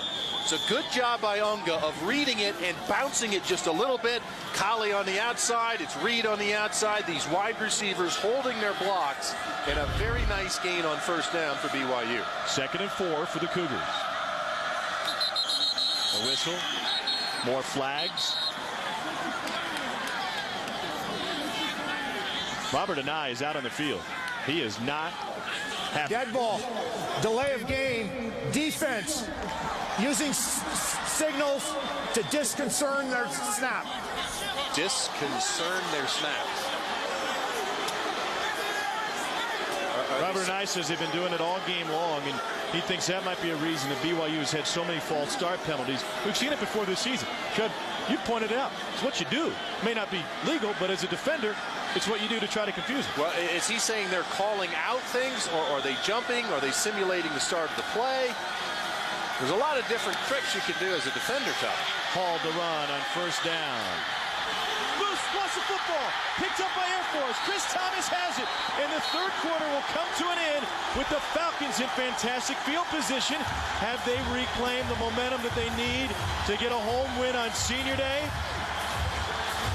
Max Hall tried to scramble with it.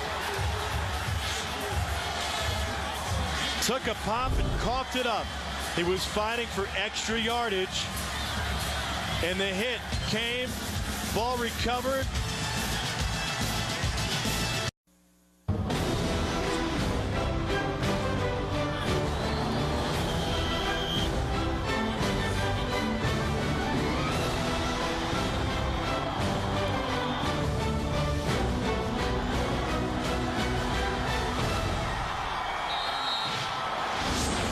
Trev Alberts in Colorado Springs, where BYU took control of this game in the third quarter with 3 touchdowns, a 31-17 lead.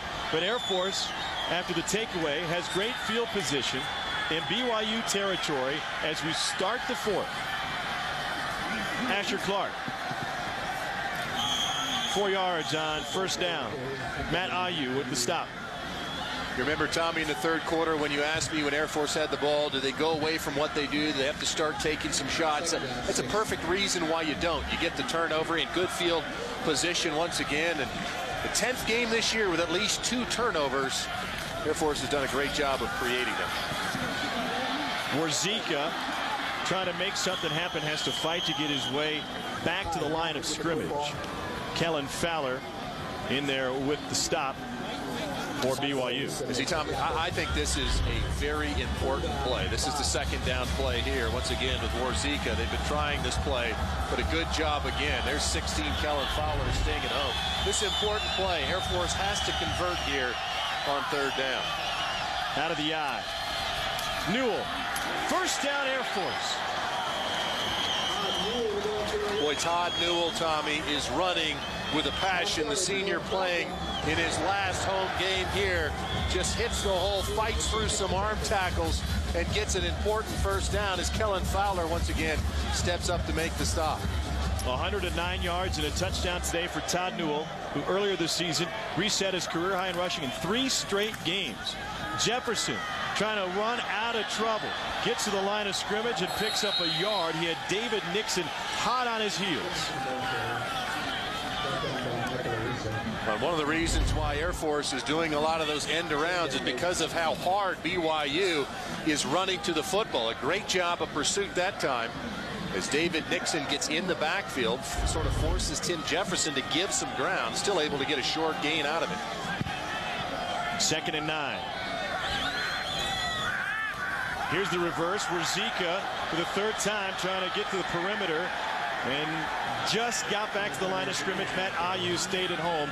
That will set up 3rd and 9 now for the Falcons. See, what I've talked about is BYU. They're flowing to the football so well. So Troy Calhoun and Clay Hendricks trying to take advantage of that. But as you mentioned, it's Matt Ayu who does a really nice job of not biting on it, staying at home, and making the open field tackle with 8 tackles today for Ayu. First start for Ayu of the season. 3rd down. Jefferson fakes a handoff. Has time, courts one deep, looking for Robinson, overthrew his man. That'll bring up 4th down now for Air Force. Troy Calhoun out on the field. I think you said you're going to stay out there, fellas. We're going for it. Well, that's with 12:31 to go. Sorry, Tommy. Brandon Howard with good coverage that time. Of course, you do that little fake to the inside, little play action to Asher Clark, hoping you can get the corner to bite. But the junior Brandon Howard, number 4, does a good job of staying at home. Trying to use these freshmen. Air Force 10 of 17 on 4th down. But Jacques Robinson doesn't have a lot of game experience under his belt. 4 wide. Jefferson over the middle, incomplete. Air Force turns it over on downs with 12:26 to go.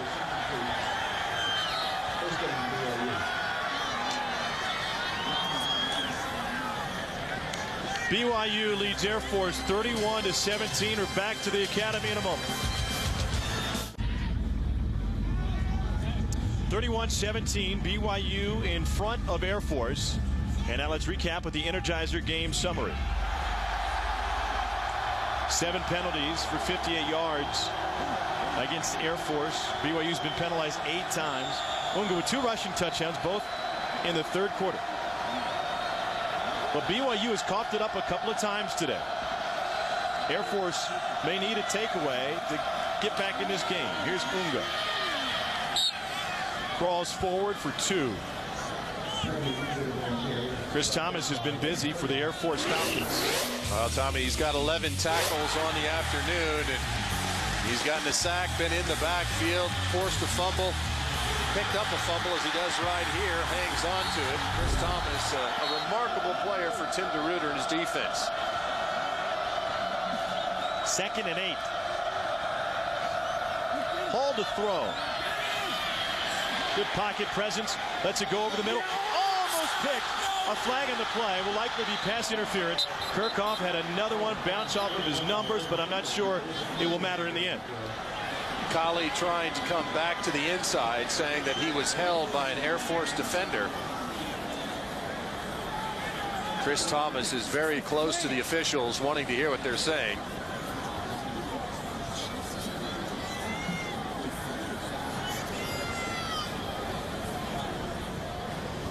Pass interference, defense, number 5, 15-yard penalty, automatic 1st down. The freshman Anthony Wright. Well, Austin Colley is just going to be split out wide to the right. Max Hall trying to buy a little extra time. Colley tries to come back inside to make the play. Unless the hold was substantially sooner than what we saw, I didn't see it.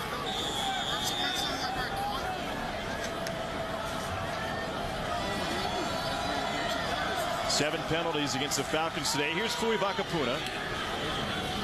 Picks up nearly 2 on 1st down. Justin Moore with the stop for the Falcons. So Fui Vakapuna and Harvey Unga share the load in that BYU backfield. You can just see, Tommy, how this BYU offense, I mean, obviously beat Washington, beat UCLA. This is an offense that's about as good as you can get in the sense that you've got a great tight end. You got a couple of tight ends, 2 big running backs, a quarterback who's accurate, and a guy who can stretch the field in Colley. Pretty difficult to defend. Vakapuna hit in the backfield. 2nd and 3rd effort will carry him back to the line of scrimmage. Brian Kemp had the stop. But of course now the enemy for Air Force is the clock as we go under 11 minutes. BYU just content to take as much time as they possibly can. The 3 and out here would do wonders for that Air Force defense. All right, Tommy, you did the Utah game. You see BYU now. No predictions, but what do you think? How do they match up? I think the key for Utah will be getting pressure from their ends. Guys like Paul Kruger, can they get to Max Hall? Air Force can't. That pass is incomplete. Although Air Force has 3 sacks tonight, that'll be a 3 and out. And they're clamoring for a call. Michael Reed wants a flag. Look at that That talk continues, the chatter between Thomas and Hall. Robert and I says they turn upfield and they hit him. Well, Michael Reed is on the outside now, and what they're saying is every time they come out of their break and come to the inside, that there's contact there. And there's Reggie Remmert. Of course, Air Force says we're entitled to the same position as you are. We were there first. Fair catch taken at the 15-yard line. The onus will be on a freshman quarterback, Tim Jefferson, as BYU leads Air Force 31-17. 31-17, BYU out in front of Air Force. The Falcons force a 3-and-out, but the Falcons have had trouble against the elite. I guess it's good when you win the games you're supposed to win, but they're having trouble. Just 14-61 all time against ranked teams. Of course, this season they're playing 3 ranked teams for the first time since 2002, and so the level of competition certainly has risen, at least this year. And it's risen with the strength of the Mountain West Conference. Jefferson running the option. Has room. Here he goes. A great cutback. And Tim Jefferson's down the numbers. Finally forced out of bounds. Tommy, you asked what's going to be the changeup now that BYU has changed who takes the fullback. Well, the changeup has to be that Tim Jefferson has to be able to get to the edge. Great job that time. Outruns the linebacker that time, Matt Ballman, and gets to the perimeter. And a great gain by Jefferson. There's a good job once again by Brandon Bradley to come up to make the play. A 45-yard sprint for the freshman signal caller. Now Todd Newell, hog-tied, wrapped up and dropped after gain of 1. Brett Denny for BYU. You know, Tommy, going back to that graphic about playing difficult teams, winning big games, you think about the 8 wins that Air Force has had this year for Coach Troy Calhoun, and in those 8 wins, look at the combined record. 29-50, 6-25 in the Mountain West Conference. So a great opportunity here this afternoon to beat a well-thought-of BYU ranked football team.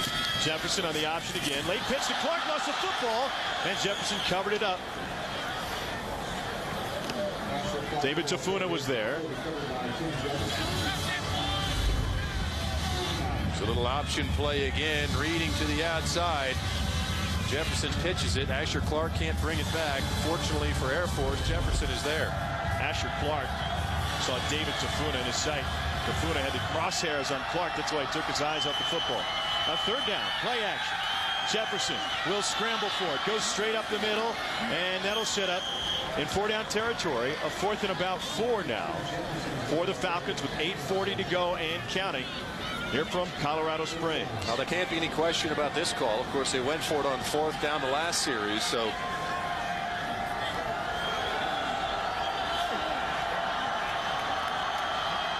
Halderman and Cousins are the wideouts.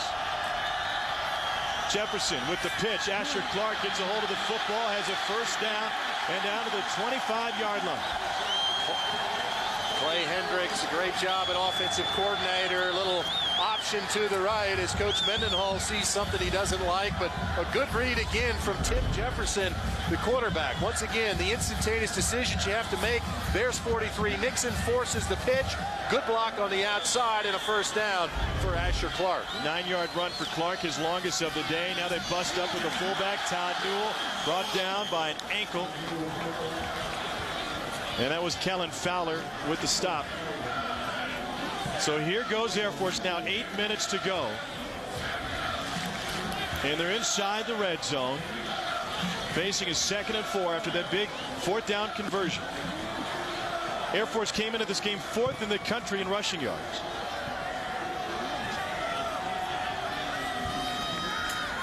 They go to 2 for the first time, and the fullback takes it in.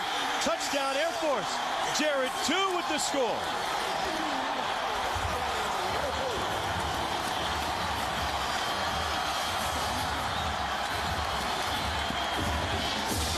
Well, Jared 2 comes in to spell Todd Newell.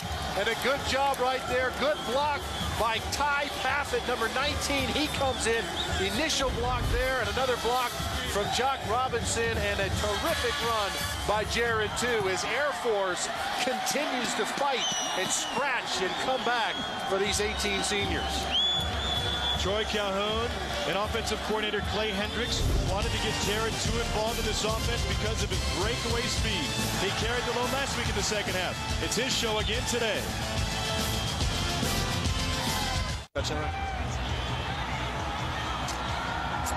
7-point difference now. Air Force has climbed back in this game, trailing number 16 BYU in the fourth quarter. As we take a look at the Bud Light Stats 6-pack. 321 yards on the ground for Air Force. Gently down the stream for the Falcons. No sense in an onside kick here with 7:37 to go. I don't think so, Tom. You don't have to. You're down 7. Your defense now has some energy. It's important, though, for the kickoff coverage unit to get down and make a play. Colley is the return man. Back there with Chambers. Chambers will take it out of the end zone after a yard deep. Turns around at the 10. Fights for it at the 15. There's a flag on the play as Chambers brings it out to the 17-yard line. Well, they had the speed to turn them around on the kickoff coverage. It was Luke Hyder who got down there first, and Falcon had to stop. During the return, holding, receiving team, number 58, 10-yard penalty, first down. Before the penalty, take another look at the touchdown. Let's go back to the touchdown. Now, this is to the fullback. This is right here, Ty Paffett. Watch the blocking in here for 2 as this play develops on the 19-yard touchdown. Stop the tape. Look at this alley right here as Paffett, the offensive line, the tight ends. Keith Madsen does a great job there of blocking at the point of attack, and then it's to breaking tackles into the end zone and getting Air Force right back in this game. Another penalty killer for BYU, backed up at their own 8 after the hold on the return. Hall got it away to Unga. This offense in the second half has been all tight ends and running backs for BYU. Tommy, that time, Chris Thomas, the safety, is going to come on a blitz, and here he is right here. He's going to come on a blitz, and watch number 1, Vakapuna, step up and make a great block for Max Hall in blitz protection. 72% of BYU's offense has come from the running backs and the tight ends. 259 of their 359 yards today. Hall, incomplete, a hair behind Pitta. Here's a flag.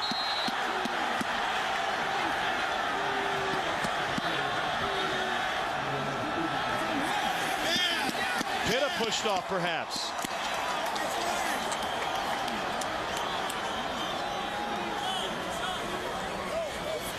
Andre Morris had the coverage. Offensive pass interference, number 32. Penalty is declined. Third down. You know, Tommy, as I told you, though, Dennis Pitta does a great job, but if you're not careful, you can get called on that. He understands the weaknesses and the soft spots of that defense as he runs into the defender a bit and then goes back to the outside, but you can't use your hands as BYU continues to just kill themselves with penalties. Max Hall warms his hands right in front of the cadets in the north end zone. 3rd and 8. Here they come, Air Force with 4 different guys standing up for the blitz. Hall rolls, sets up, hit as he throws. First down grab. They go back to Pitta, and he converts. A big-time catch for Pitta, who gets up with a limp, and Hall had the heat on him. Max Hall shows his veteran leadership that time, as once again Chris Thomas is going to come off the corner, and he's going to get close to a hit right there on Max Hall, who delivers a strike. And good for Dennis Pitta as he comes down with a crucial catch for BYU. Pitta getting attention on the BYU sideline. Andrew George replaces him on the left side of the BYU line. The shovel to Colley. He's got a lane on the outside and tripped up after a gain of 8. Chris Thomas with the stop for Air Force. 6, 12, and rolling, and the Falcons need the football back. What a game, Tommy. Both of these teams fighting to the bitter end, and Boy, give Max Hall and BYU some credit. Air Force had all the momentum. They continue to bring pressure. It'd be easy for BYU again for another turnover mistake, but Max Hall leading this offense and showing his veteran poise. Second and short. Hall, pump fake, goes over to the middle to Andrew George. Another grab by a BYU tight end, and another first down for the Cougars. Fourth catch of the day for Andrew George.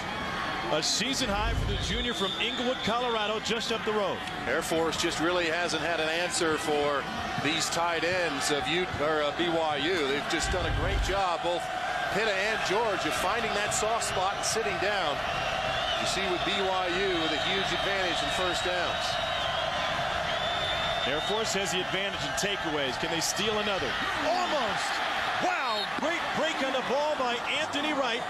Enough to disrupt the pass to Michael Reed, and just that close to a pick six for the Falcons. That's a pretty veteran play by Wright. He's only a freshman, but he waits, and then he breaks on the ball, gets his right hand just inside of Michael Reed and breaks up the pass. A veteran move by a freshman corner. All second half completions for BYU have gone to the tight ends. And a falling grab, they say, out of bounds in front of the Air Force bench. Which is it? Catch made. Max Hall says first down. It was Colley on the boundary. We'll have to take another look at this. All of Air Force and their coaches were saying no catch. Again, it's Hall rolling to the right. Ruling on the field was a completed pass. Boy, his knee came down, but it looked like his upper leg, his thigh, was down across the line at the exact same time. It's a bang-bang play. It's a difficult call. It happens so fast. It's a good throw by Max Hall and a great catch once again from Austin Colley. Of course, the all-important thing, Tommy, is that it was ruled a catch on the field. They haven't announced that it's under review.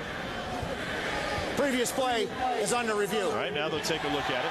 I got to tell you once again, I think these officials, Tommy, have done a great job this game. Well, these calls have to be right because there's a lot on the line in this game. Absolutely. Could not agree more. It's too important. Anything that's been close, they've immediately reviewed it. And this is another play. There's Colley again as he's going down. The knee's inbounds. Does he have control of the football? Again, as I said, I think the all-important call was that on the field it was called a completion. These are two teams still in the hunt for the Mountain West Conference Championship. I think that call stands. I've been wrong many times before because we have a train of thought that we get onto when we're watching the replays, obviously completely different right next door to us in the replay booth. After review, the ruling on the field is confirmed. Good job by the officials, Tommy. That's a right call. BYU's season boils down to 7 days. Today against Air Force, next week against Utah. Could a BCS berth be possible for Bronco Mendenhall? Conference title certainly is out there and available. It could end up with a three-way tie for the Mountain West Conference Championship. After that, if there's not a BCS team involved, it will mean the Bulls decide who they want. First and 10. Hall to throw on first down. A pump fake. He's going deep to Colley. Good grab. Touchdown BYU. A 45-yard strike to Austin Colley. BYU wanted it all on first down. What a call by Robert Anai, the offensive coordinator. You're in that running formation, tight end, I formation. Air Force thinking they're going to try to run some clock.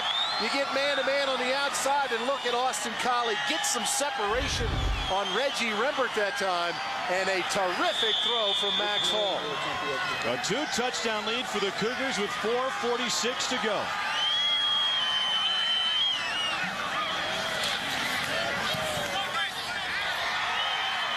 Two touchdowns today for Austin Colley. Robert and I drew it up in the dirt, and Max Hall executed it to perfection. Took a pop at the end. He'll tell you, well worth it. Cougars up by 2 touchdowns now in Colorado Springs. A 91-yard drive for BYU to extend the advantage 38-24.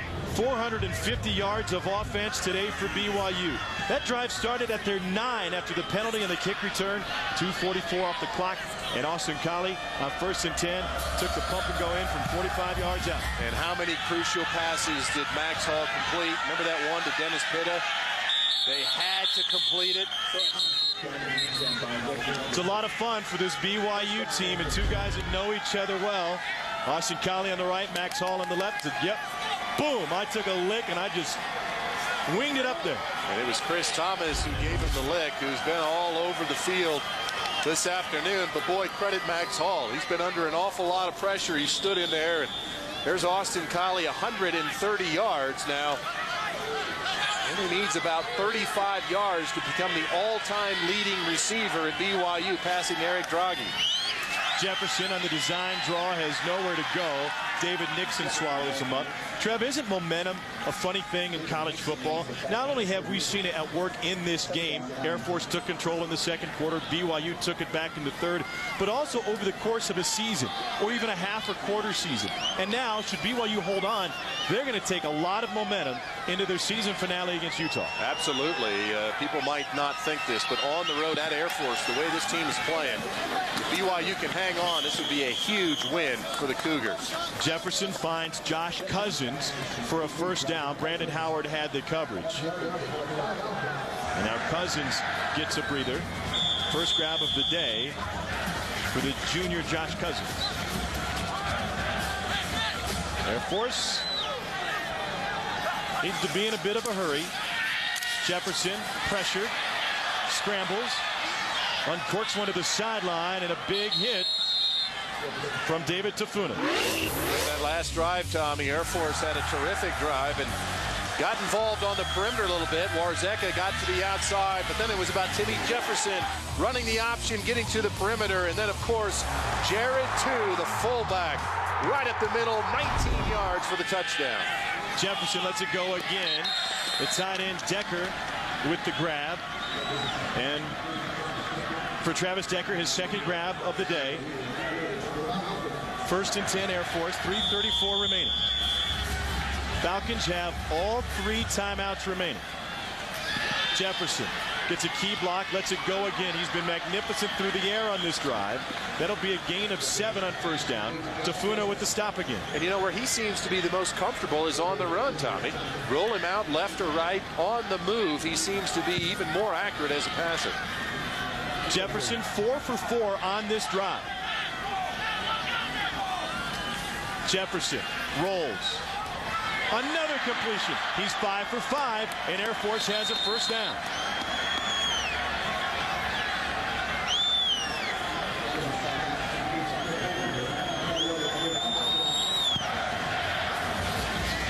Fowler with the tackle for BYU.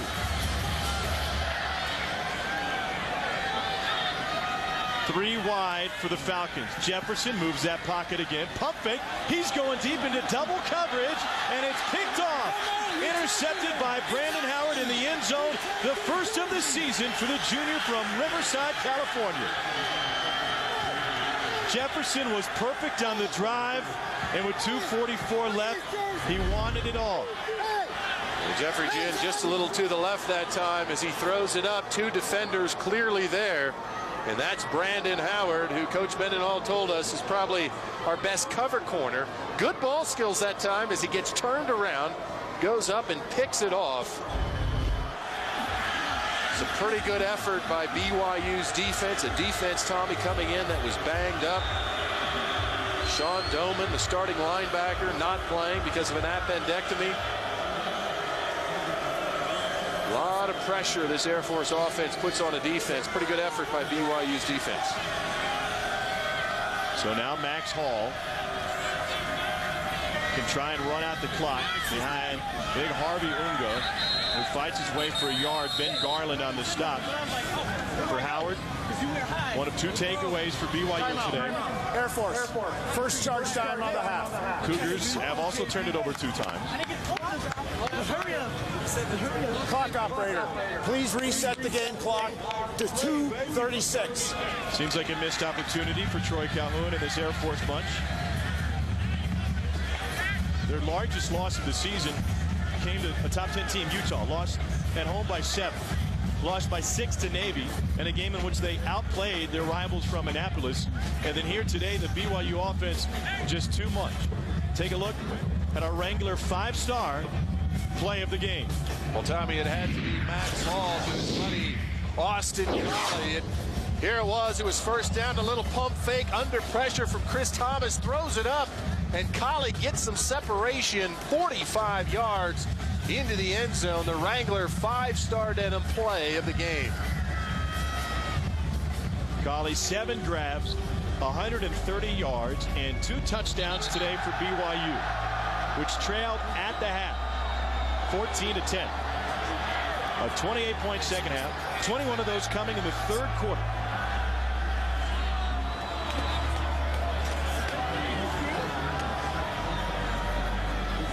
It's setting up to be a big-time showdown on our sister network next week, isn't it? Absolutely. BYU, Utah for all the marbles in the conference. Utah trying to get back to the BCS, a return trip to match what they did in 2004 by beating an undermanned Pittsburgh team. Thomas with the stop. Timeout. Air Force.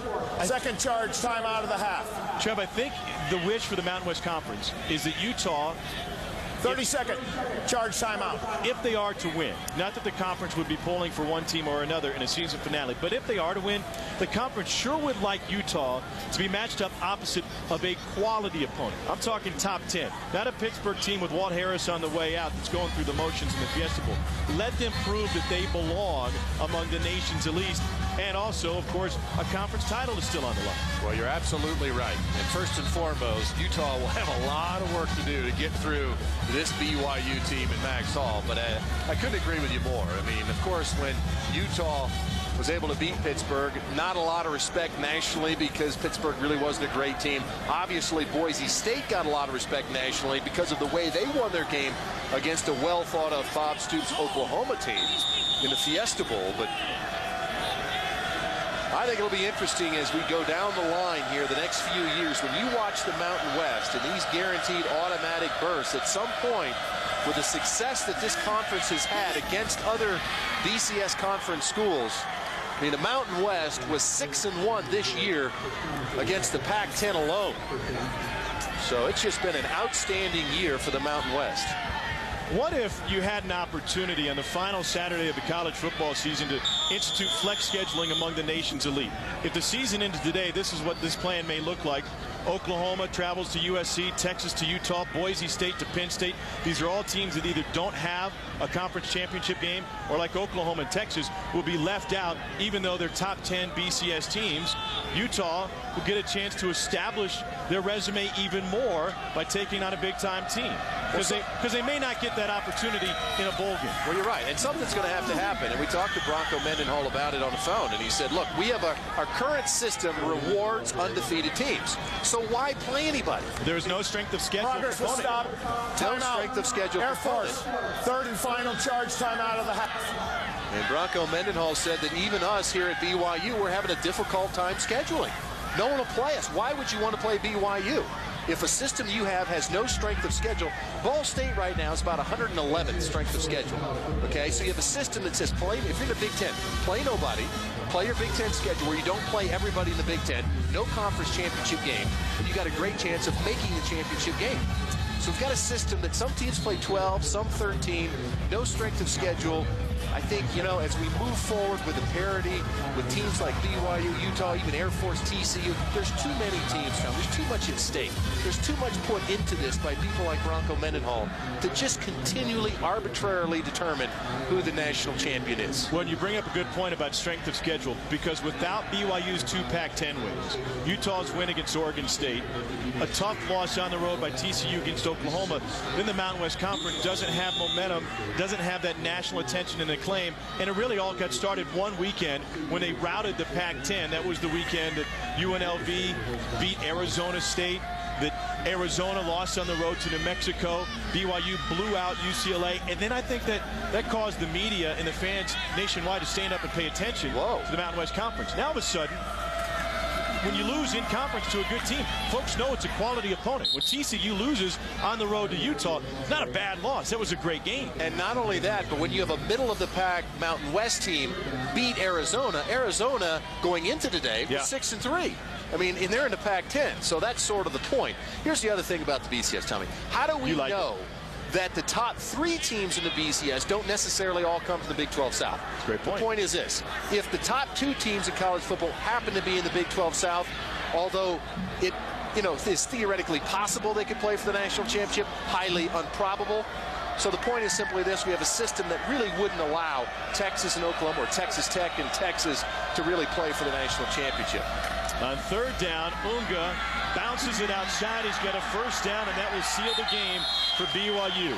Another tackle for Chris Thomas's total, but a missed opportunity for Air Force here today. Thomas will rack up 17 tackles on the afternoon.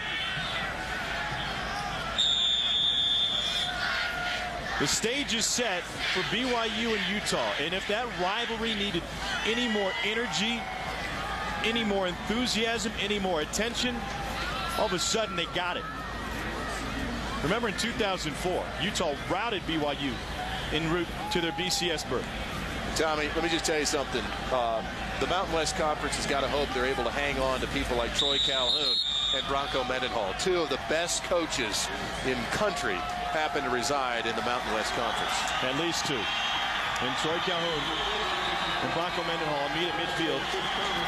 2 fantastic competitors and great coaches. Both had their teams ready to go today. It was a matter of execution in the third quarter, and BYU was able to out-execute Air Force. Let's take a look at our DirecTV player of the game. It's the BYU signal caller. Had an outstanding day and really was under an awful lot of pressure. Now 34 touchdown passes this season. That's a Mountain West Conference single season record. Hung in there, made all of the passes that he had to. Dennis Pitt across the middle, a couple crucial third down throws. Max Hall, clearly a great game and the player of the game for us. It certainly looks like BYU has bounced back from that midweek loss on the road to a great TCU team a couple of weeks ago. 38-24 is the final. Now time for a great Surface Academy tradition. Here at the Air Force Academy, the playing of the alma mater, titled Third Verse.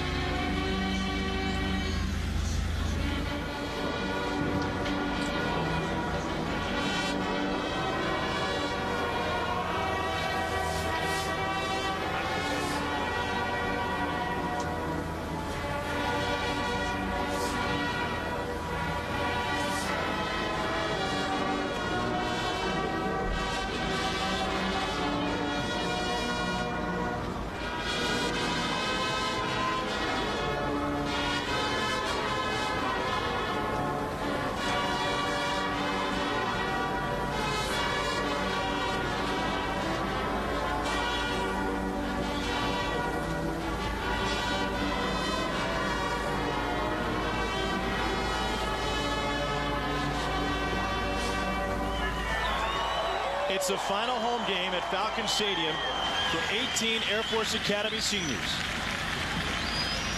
They go down fighting, scratching, and clawing, but too much BYU. We've got more to come from Colorado Springs. Stick with us. We're back to the Air Force Academy after this. It's the 10th win of the season for 16th ranked BYU. Tom Hart and Trev Alberts in the booth, joined on the field by head coach Bronco Mendenhall. Coach, first and foremost, what does this win mean to your team in terms of grabbing momentum for the final week of the season coming up? You know, it just is the next win, and this team is, they know how to fight, they know how to scrap, and they know how to get victories. And when you play at Air Force against this football team and having to dig deep like we did, I think it just continues to find the heart of this football team. Hey, Coach, now going in again, of course, huge game on the road at Utah. How important was a game like this on the road? How can this help you in that game next week on the road? You know, I think one of the main factors was it just didn't allow our players nor any of our fans to consider anyone else. And the Utah game on any given year is really just a fantastic environment. But when you play Air Force prior to that, nothing else can enter your mind, which is, I think, was really helpful to our team. Coach, another fantastic performance from your quarterback, Max Hall, and the supporting cast that he has, the go-to guys that he knows he can depend on.